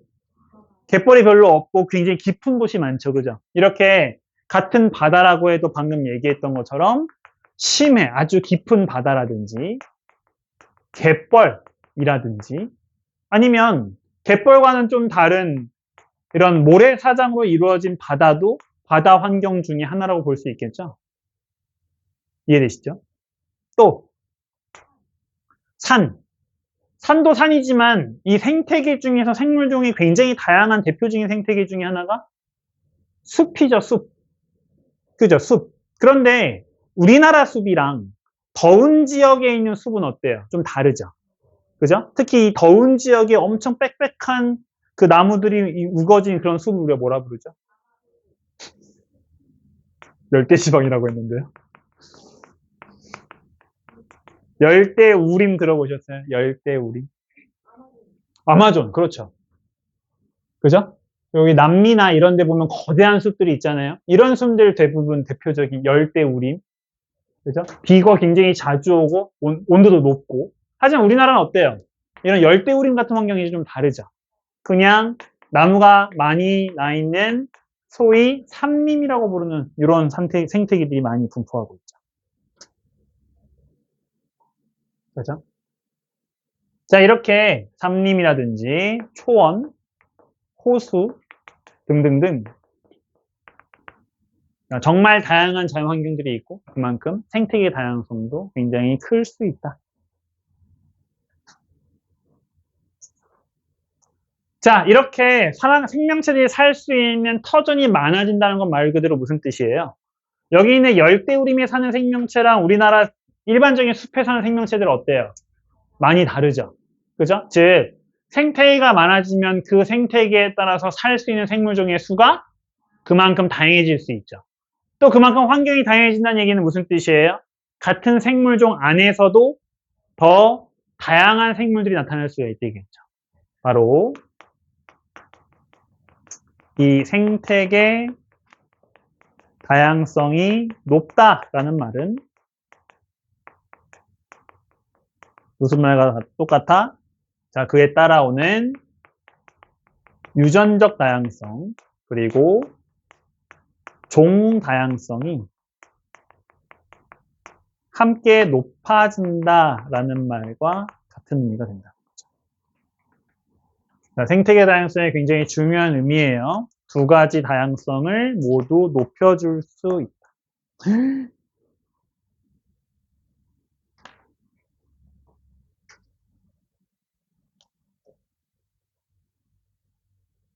오늘은 내용이 더 섬삼하죠? 지난주보다. 그죠? 별거 없습니다. 자, 이렇게 해서 총 3가지 다양성을 우리가 살펴봤고요. 여러분들 뒤에 나와 있는 문제들을 보실 때 일단 첫 번째로 여러분들 보셔야 될 것은 이 3가지 다양성을 그림으로 구분해 보시는 겁니다.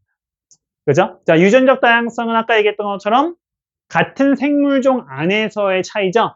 그래서 그림으로 어떻게 표현을 많이 한다? 같은 생명체들을 여러 개 그려놓고서는 자, 요 안에 있는 유전자를 다르게 그린다거나 그렇죠? 아니면 같은 생물들의 형질이 다른 모습들을 보여줍니다. 뭐 달팽이의 무늬가 다르다. 그러면 같은 달팽이 안에서의 무늬를 비교한 거니까 무슨 다양성? 유전적 다양성 이렇게 볼 수 있는 거죠. 자, 종 다양성은 어때야 돼요? 생물 종의 개수가 많아야 되죠. 때문에 같은 종이 아니라 그렇죠. 다른 종을 이렇게 그려주셔야 돼요. 그렇죠? 이런 식으로 서로 다르게 생긴 애들을 다양하게 그려놓으면 뭐라고 얘기할 수 있다? 종 다양성을 볼 수 있는 거죠. 그 다음에 생물체가 아니라 뭘 그려놓으면? 자연 환경을 여러 개를 그려놓으면, 그죠? 주변에 물도 흐르고, 산도 있고, 숲도 있고, 그죠? 이런 식으로 자연 환경을 여러 개 그려놓으면 무슨 다양성이다? 생태계 다양성이다. 라고 보실 수 있습니다. 그 다음, 각각의 다양성이 높을 때 장점들을 여러분들이 잘 정리해 주셔야 되고요. 특히, 유전적 다양성이 높을 때 장점들이 문제에서 좀 잘 나오는 편이니까 관련된 예들을 여러분들이 좀 같이 알아두시면 좋고요. 원래 바나나 얘가 굉장히 유명해서 문제 되게 잘 나왔었는데 이게 거의 10년 가까이 내다 보니까 문제가 지금까지 너무 많이 나왔어요. 그래서 요즘은 바나나 얘보다는 좀 새로운 예들을 찾아서 선생님들이 문제를 좀 내시는 편이긴 하거든요. 그래서 어떤 환경 변화에 잘 적응할 수 있다라고 하는 유전적 다양성이 높을 때의 좋은 점을 잘 정리해 보시면 좋을 것 같습니다. 이해되셨나요?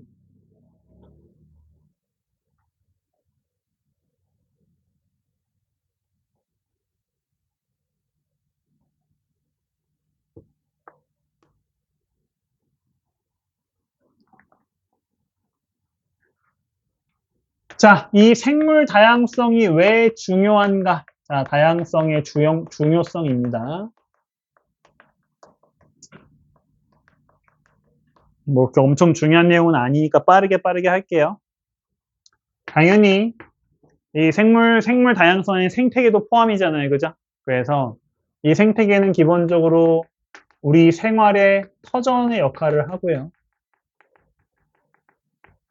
거기에 우리 인간은 특히나 다른 생물들을 이용해서 잘 살고 있잖아요. 그죠? 그래서 어떤 것들을 우리가 얻을 수 있게 해준다? 그렇죠. 다양한 생물 자원을 우리한테 얻을 수 있게 해준다는 중요한 장점이 있습니다. 간단하게 이 생물 자원의 예를 살펴보는데요. 이건 워낙 경우가 많아서 우리 책에 있는 것만 간단하게 살펴봤고요. 여러분들 문제 풀면서 조금씩 다시 정리를 좀 해보시면 좋아요. 당연히 일단 기본적으로 의식주와 관련이 되어 있죠. 자, 첫 번째 의복. 자, 우리가 입는 옷들은 대부분이 생물 자원에서 얻게 되죠. 그죠? 대표적으로 뭐 있어요? 그렇죠. 누에고치 좋아요. 그죠? 일단 모카부터 하면은 모카는 뭐의 원료를 주죠? 면. 그렇죠. 솜. 그죠? 그 다음에 마. 먹는 마도 맞지만 그 마에 있는 그 풀을 이용해서 우리가 뭘 만들어요? 여름에 입는 삼베옷 같은 거를 입을 때 이 마를 쓰죠. 또 방금 얘기했었던 누에고치, 누에 나방의 이 번데기를 이용해서 우리가 뭘 만들어요? 실크, 비단을 만들죠. 자, 전부 다 우리 의복의 중요한 소재들이죠. 그죠? 대표적인 의복을 제공하는 생물 자원들이고요. 식량은 뭐 말할 것도 없죠. 그렇죠. 가축들, 뭐 쌀이나 콩이나 이런 곡식들도 대표적인 생물 자원이고요. 방금 여러분들 얘기한 소나 돼지 같은 가축들도 대표적인 식량 자원이죠. 이건 뭐 굳이 말할 필요가 없을 것 같아요. 자, 주택. 우리 집 지을 때, 그렇죠. 나무를 베서 목재를 만들어 쓰잖아요. 그죠? 이런 것들이 대표적인 주택 자원의 예라고 볼 수 있겠죠. 한때는 굉장히 문제가 많이 나왔던 파트 중에 하나가 이 생물 자원들 중에서 오늘날 의약품으로 쓰는 경우들이 굉장히 많이 있어요. 대표적인 예가 세 가지가 있는데 첫 번째, 아스피린. 자, 아스피린은 버드나무 껍질에서 우리가 추출할 수 있는 물질인 살리실산이라는 걸 이용하는데 자, 물질 이름은 모르셔도 괜찮고요.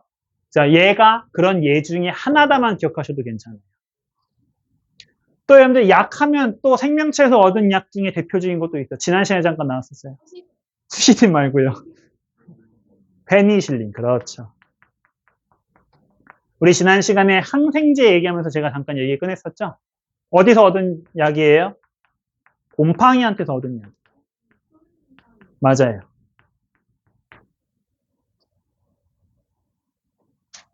그 다음에 디지톡신이라는 약 이름이 있는데 약 이름 모르셔도 괜찮아요. 그냥 심장병 약이라고 생각하시면 되거든요.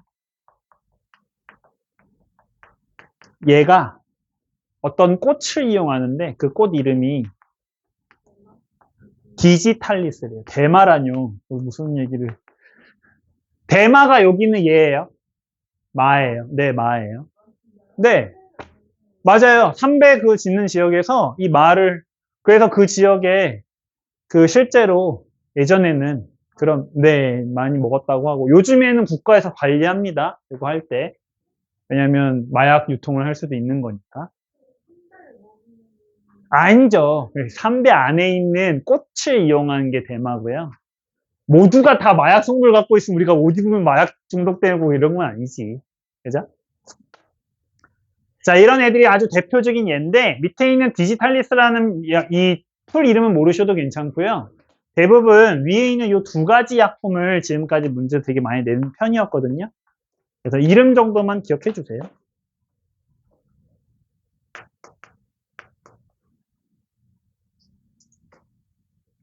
자, 그건 다음은 이제 제목 정도만 적겠습니다. 지구 환경을 유지하는 용도로도 이 생물 자원을 이용할 수가 있고요.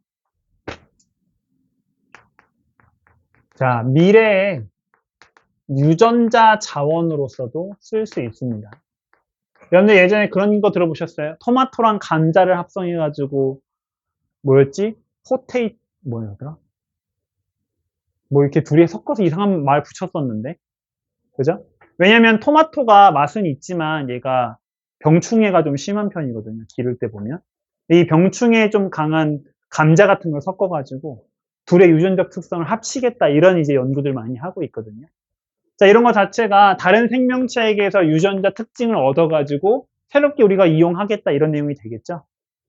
그쵸? 뭐 이상한 이름이 있었는데 기억이 안 나네. 어? 스테비아는 단맛 나는 토마토잖아. 어. 맞아요. 그 주사기로 그냥 넣는다면서요. 그죠? 그 따로 키우는 게 아니라고 하더라고요. 주사기로 넣는 것보단 삼투로 넣는 건데, 여러분들 삼투 배웠으니까. 삼투로 넣는 걸로 알고 있어요. 자, 그 다음에, 예전에는 통합과학에 있었다가 사라진 내용인데, 우리가 알고 있는 여러 가지 제품들 중에서 생명체를 모방한 제품들이 있어요. 아주 대표적인 예로서 여러분들도 쓰고 있는 찍찍이, 벨크로 테이프라는 거 있죠. 비슷해요. 맞아요. 이런 것들이 대표적으로 생명체의 특징을 모방한 애거든요. 독고마리 열매예요. 네. 그죠? 자, 이런 얘들이 대표적인 생명체를 모방한 제품들이죠. 당연히 이런 잘 정리된 생태계는 무엇으로도 우리가 쓸 수 있어요? 관광지로도 쓸 수 있죠? 맞아요. 우리 동해 같은 경우에 보면 동물도 많고, 뭐 한라산 같은 것도 대표적인 관광, 생태계로서의 관광 자원이잖아요. 그죠? 그래서 자연환경이 굉장히 발달한 나라들은 관광지로서 되게 유명하죠? 이런 거 전부 다 우리가 생태계를 이용하는 예라고 볼 수가 있겠죠. 자, 여기에서 요즘에는 그렇게 뭐 문제가 많이 나오진 않고요. 그냥 대략적으로 이렇게 이용할 수 있다 정도. 그렇기 때문에 우리가 뭘 해줘야 된다?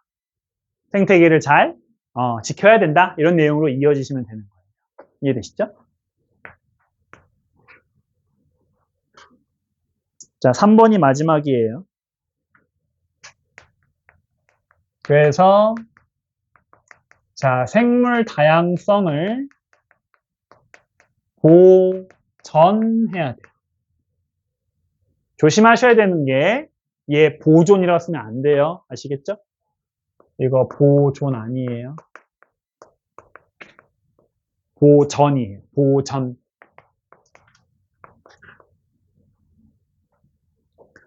보존은 물건 같은 걸 우리가 잘 지킬 때를 보존이라고 한대요. 생태계나 이런 생물체 같은 것들을 지켜야 될 때는 보전이라고 쓴다는 거. 혹시 모르니까 정확한 표기법 알아두시면 좋겠고요. 자, 여기가 제일 중요합니다. 첫 번째, 자, 생물 다양성의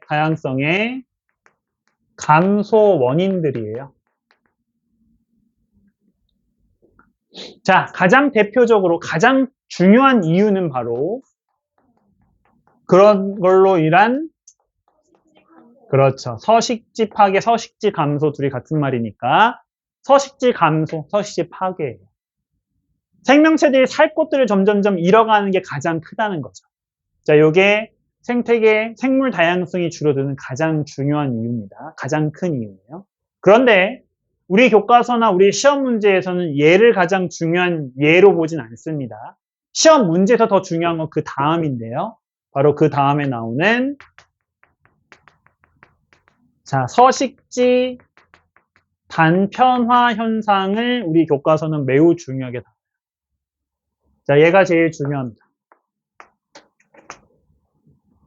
자, 서식지 단편화 무슨 뜻일까요? 여기에서 단편은 조각으로 잘라진다는 뜻이거든요. 서식지를 자른다는 뜻이에요. 그런데 그냥 이 서식지를 막 부셔가지고 자르는 게 아니라 아주 적은 파괴만으로 얘를 자르는 거예요. 무슨 뜻이냐면 자, 서식지가 이렇게 있는데 그죠? 이 서식지 일부를 그냥 이렇게 쑥 없애는 건 그냥 파괴, 감소예요. 이게 아니라 서식지 단편화는 서식지가 있으면 자, 여기에다가 이렇게 길 같은 걸 내는 거죠. 네? 맞아요. 로드킬도 대표적인 피해 중에 하나죠. 그래서 서식지 단편화는 도로나 철도 건설로 이 서식지가 작은 부분으로 나뉘는 현상입니다.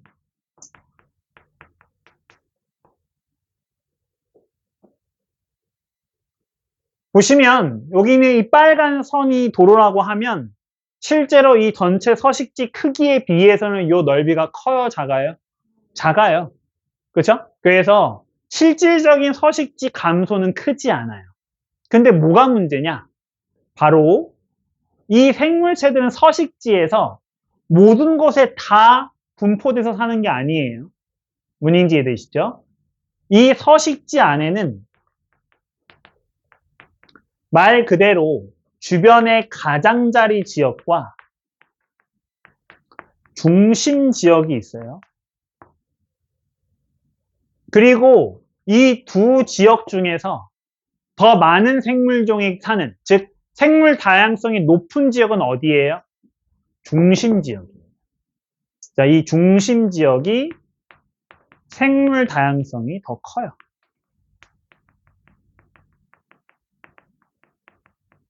자, 그러면 원래 요렇게 있었던 서식지에 요만큼의 중심 지역이 있었다고 해봅시다.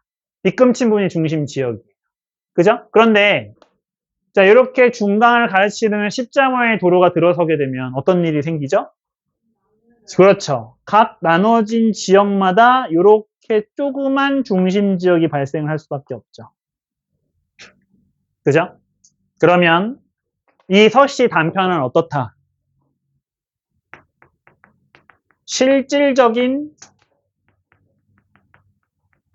서식지 감소는 적지만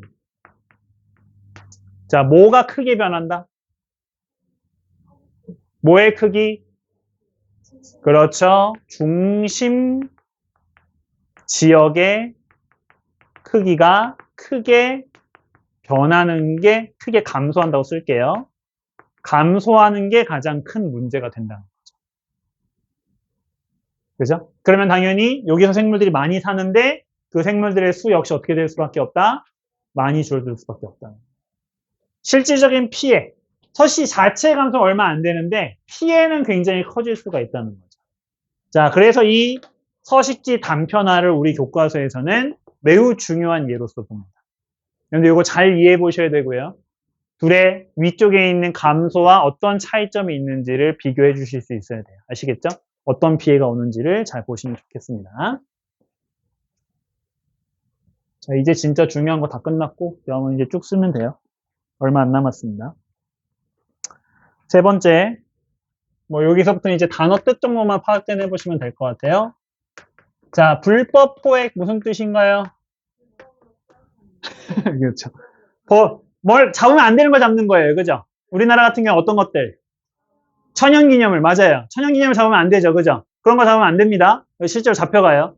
그죠? 그래서 여러분들 약간 매 같은 애들 뭐지? 황조롱이. 얘네들 집에 들으면 못 잡죠? 고이고이 모셔야 돼요. 그죠? 수달 어때요? 우리 물고기 다 잡아먹어도 네, 못 잡아요. 천연기념물이니까. 우리나라 안 살죠. 네. 불법 포획. 잡으면 안 되는 거 잡는 거. 그죠? 그런데 조금씩은 잡아도 되는 걸 왕창 잡아서 문제가 되는 경우가 있죠. 그런 걸 우리가 뭐라 불러요? 남획이라고 불러요. 남획. 여러분들, 그러니까 강에서 낚시하는 거 돼야 안 돼요? 돼요. 낚시 됩니다.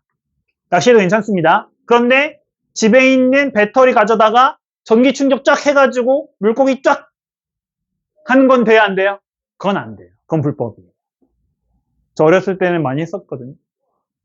네, 이렇게 전기 충격 해가지고 착 하면은 애들이 이렇게 기절해서 이렇게 떠요. 그럼 이렇게 쭉 긁으면 되거든요. 근데 그거 불법입니다. 남획이에요, 그러면. 낚시해도 됩니다. 그죠? 한두 마리씩 잡는 거 괜찮아요. 그런데 그물을 친다든지 아니면 전기 충격을 한다든지 이런 것들은 안 됩니다. 이해되시죠? 둘의 차이점 잘 구분해 주시고요.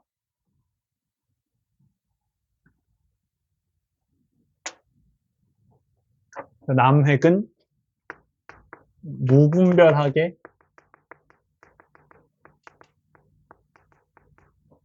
많이 잡는 행위를 남획이라고 한다는 걸 구분해 주시면 될 것 같고요. 자, 뭐 한 번씩 꼭 화제가 되는 내용이죠? 그렇죠. 외래종 유입 때문에 역시 생물 다양성이 파괴될 수 있어요. 맞아요. 붉은 귀검. 원래 애완용으로 키웠던 애들이죠? 근데 이제 키우기 싫으니까 그냥 몰래 버린 거지, 강에다가. 근데 얘네들이 이제 얘를 먹을 애가 없어. 붉은억지부터 딱딱하고 그러니까. 근데 특히 이 동물들은 뭐가 문제냐면 일단 자기보다 작으면 잡아먹어.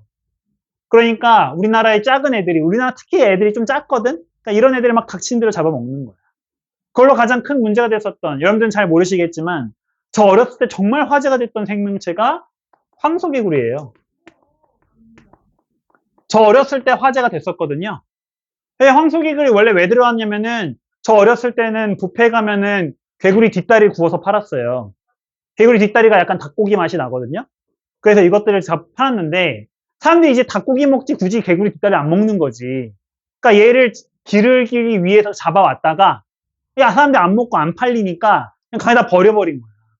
근데 문제는 이 황소개구리 이름에서 알 수 있다시피 엄청 크거든요. 옛날엔 이만했어. 진짜 팔뚝만 했거든. 개구리가 팔뚝만 해. 두꺼비보다 커. 그러니까 얘가 막 주변에 있는 물고기나 다른 작은 개구리를 막 닥친 대로 먹은 거야. 그래서 그때 엄청 화제가 됐었거든요. 물론 지금은 우리 그죠? 외가리님이 킹가리님께서 이미 다 그죠? 한번 평정하셔가지고 크기가 엄청 작아지긴 했지만 처음에 퍼졌을 때는 우리나라 동물들이 약간 얘 먹어도 되는 건가? 외가리님도 약간 어리둥절 하신 거지. 너무 크니까. 이렇게 맛있는 걸 내가 먹어도 돼? 약간 이런 식으로 당황하신 거지. 그래서 한동안은 굉장히 큰 문제가 됐었어요. 그죠? 뭐 블루길이라든지 굉장히 많죠. 뭐 최근에 화제가 됐었던 큰 쥐, 뉴트리아 들어보셨죠? 그럼요. 뉴트리아 전문 헌터도 계셨는데, 네, 뉴트리아 헌터도 있었는데.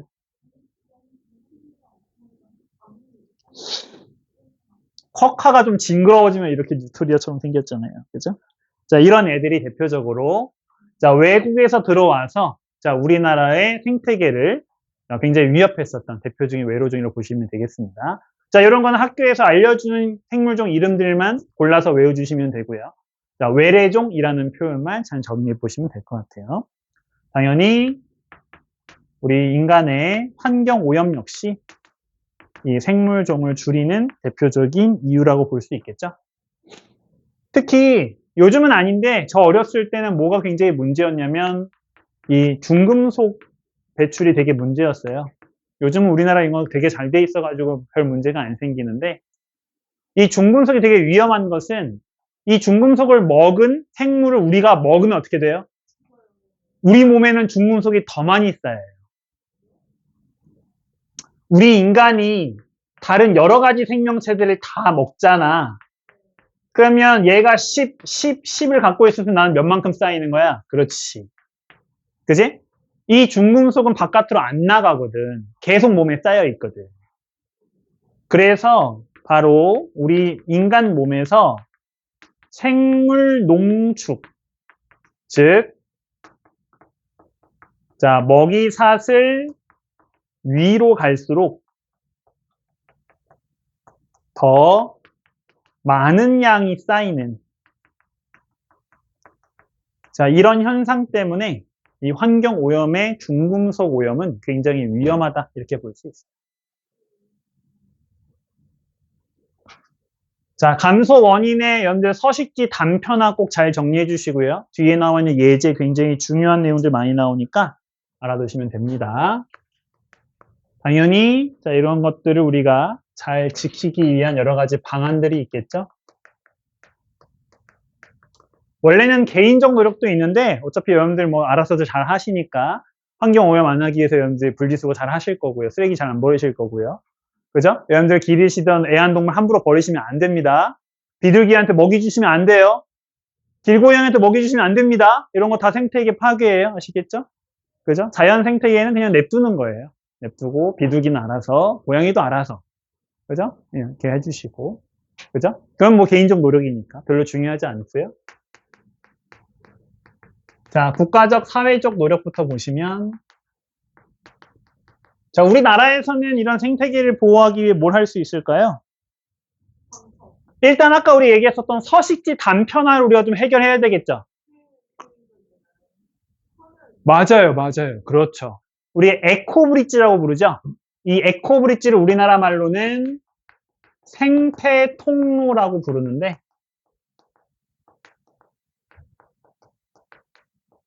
자, 얘가 바로 무슨 역할이다? 방금 아까 얘기했었던 이 서식지 단편화를 조금이나마 완화하기 위한 방법이에요. 말 그대로 서식지를 연결해 주는 거죠. 그러면 조금 더 생물들이 왔다 갔다 하면서 중심 지역이 조금 더 넓어질 수 있다는 거죠. 그래서 생태 통로를 설치하는 것, 우리나라의 역할이고요.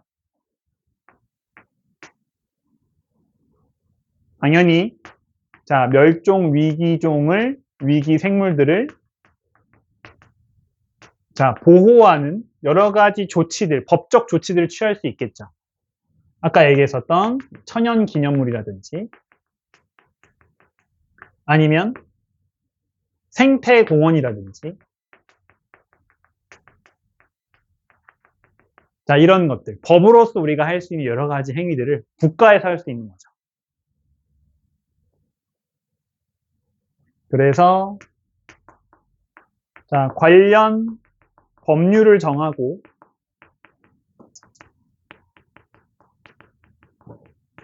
자, 이런 것들을 지켜나가는 것 역시 국가의 노력이라고 볼 수 있겠죠. 그런데 국가의 노력에서 제일 중요한 건 요거 하나고요. 자, 요 파트에서 문제가 나올 때 가장 많이 나오는 건 그 다음에 나오는 국제적 노력입니다. 자, 요거는 저도 조금 그런데 여기 관련된 협약들이 되게 많거든요. 그런 것들을 외우는 게 좀 골치가 아파요. 그래서 학교 선생님이 어떤 걸 좀 중요시 여기는지를 수업을 좀 잘 들으셔야 되는데 일반적인 참고서에서 나오는 대표적인 4개 협약이 있거든요. 일단 그걸 먼저 알려드리고 나중에 이제 학교에서 수업 내용에 추가되는 게 있으면 그때 조금씩 하나씩 더하는 걸로 하겠습니다. 일단 가장 1순위 무조건 나올 확률이 최고 높은 애 바로 자, 람사르 협약입니다. 자, 람사르 협약 여러분들 이거 거기 통합사회에서도 배운다고 들었는데요. 그죠? 무슨 내용이었죠? 그렇죠. 자, 물세 보호를 위한 자, 습지 보호 관련 협약을 람사르 협약이라고 합니다. 자, 얘가 1순위예요. 지금까지 문제도 가장 많이 나왔었고 굉장히 중요한 협약으로서 가장 많이 나온다고 보시면 될 것 같습니다. 자, 그 다음부터는 사실은 선생님들 취향이거든요. 일단 써는 드릴게요. CITES인데 얘가 좀 길어서 쓰기 싫은 분은 옆에 요약만 쓰세요. 알겠죠? 이 CITES를 우리나라 말로 해석하면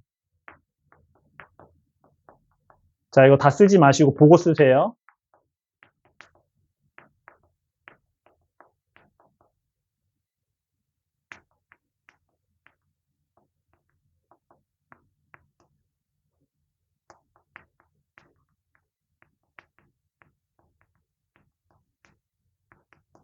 자, 요게 풀 네임이거든요.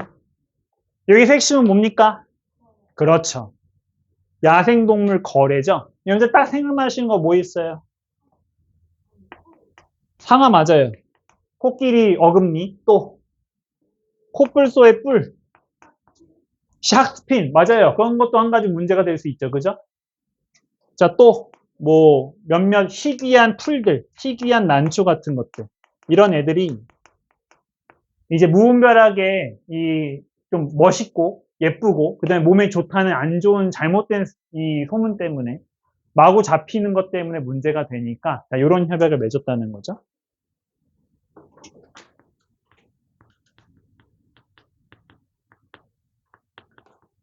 자, 생물 다양성 협약이라는 건데 줄여서 CBD라고 부른다고 합니다.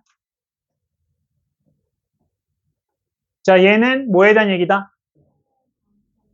네, 생물 다양성을 보호하고 이에 대한 이득도 우리 같이 나누자 이런 내용이에요.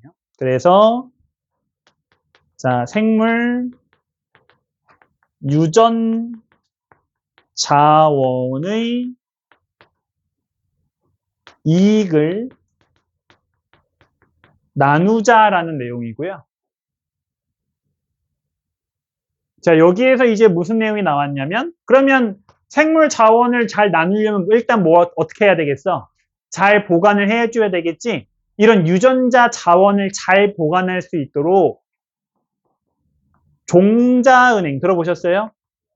네, 생물의 씨앗을 모아두는 거죠. 유전자원들을 최대한 잘 우리가 관리를 해보자. 그죠? 이런 식으로 종자은행의 설치와 관련된 협약을 한 게 이 CBD라고 하는 협약 내용입니다.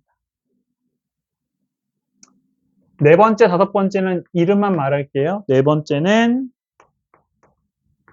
자, 이동성 야생동물과 관련된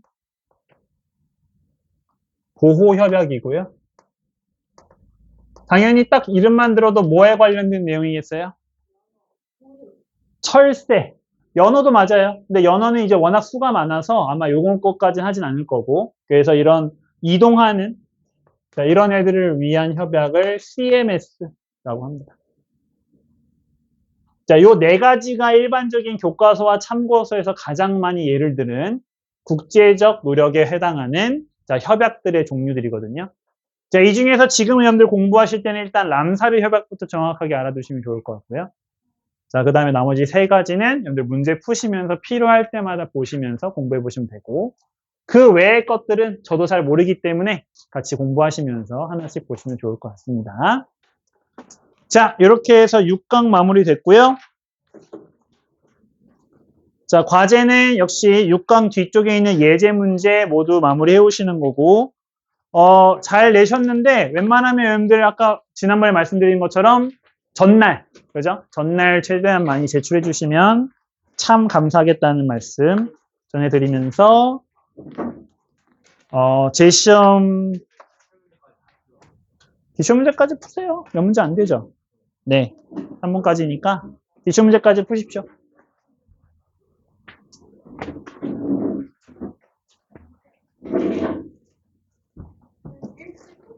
네. 좀 아깝던데.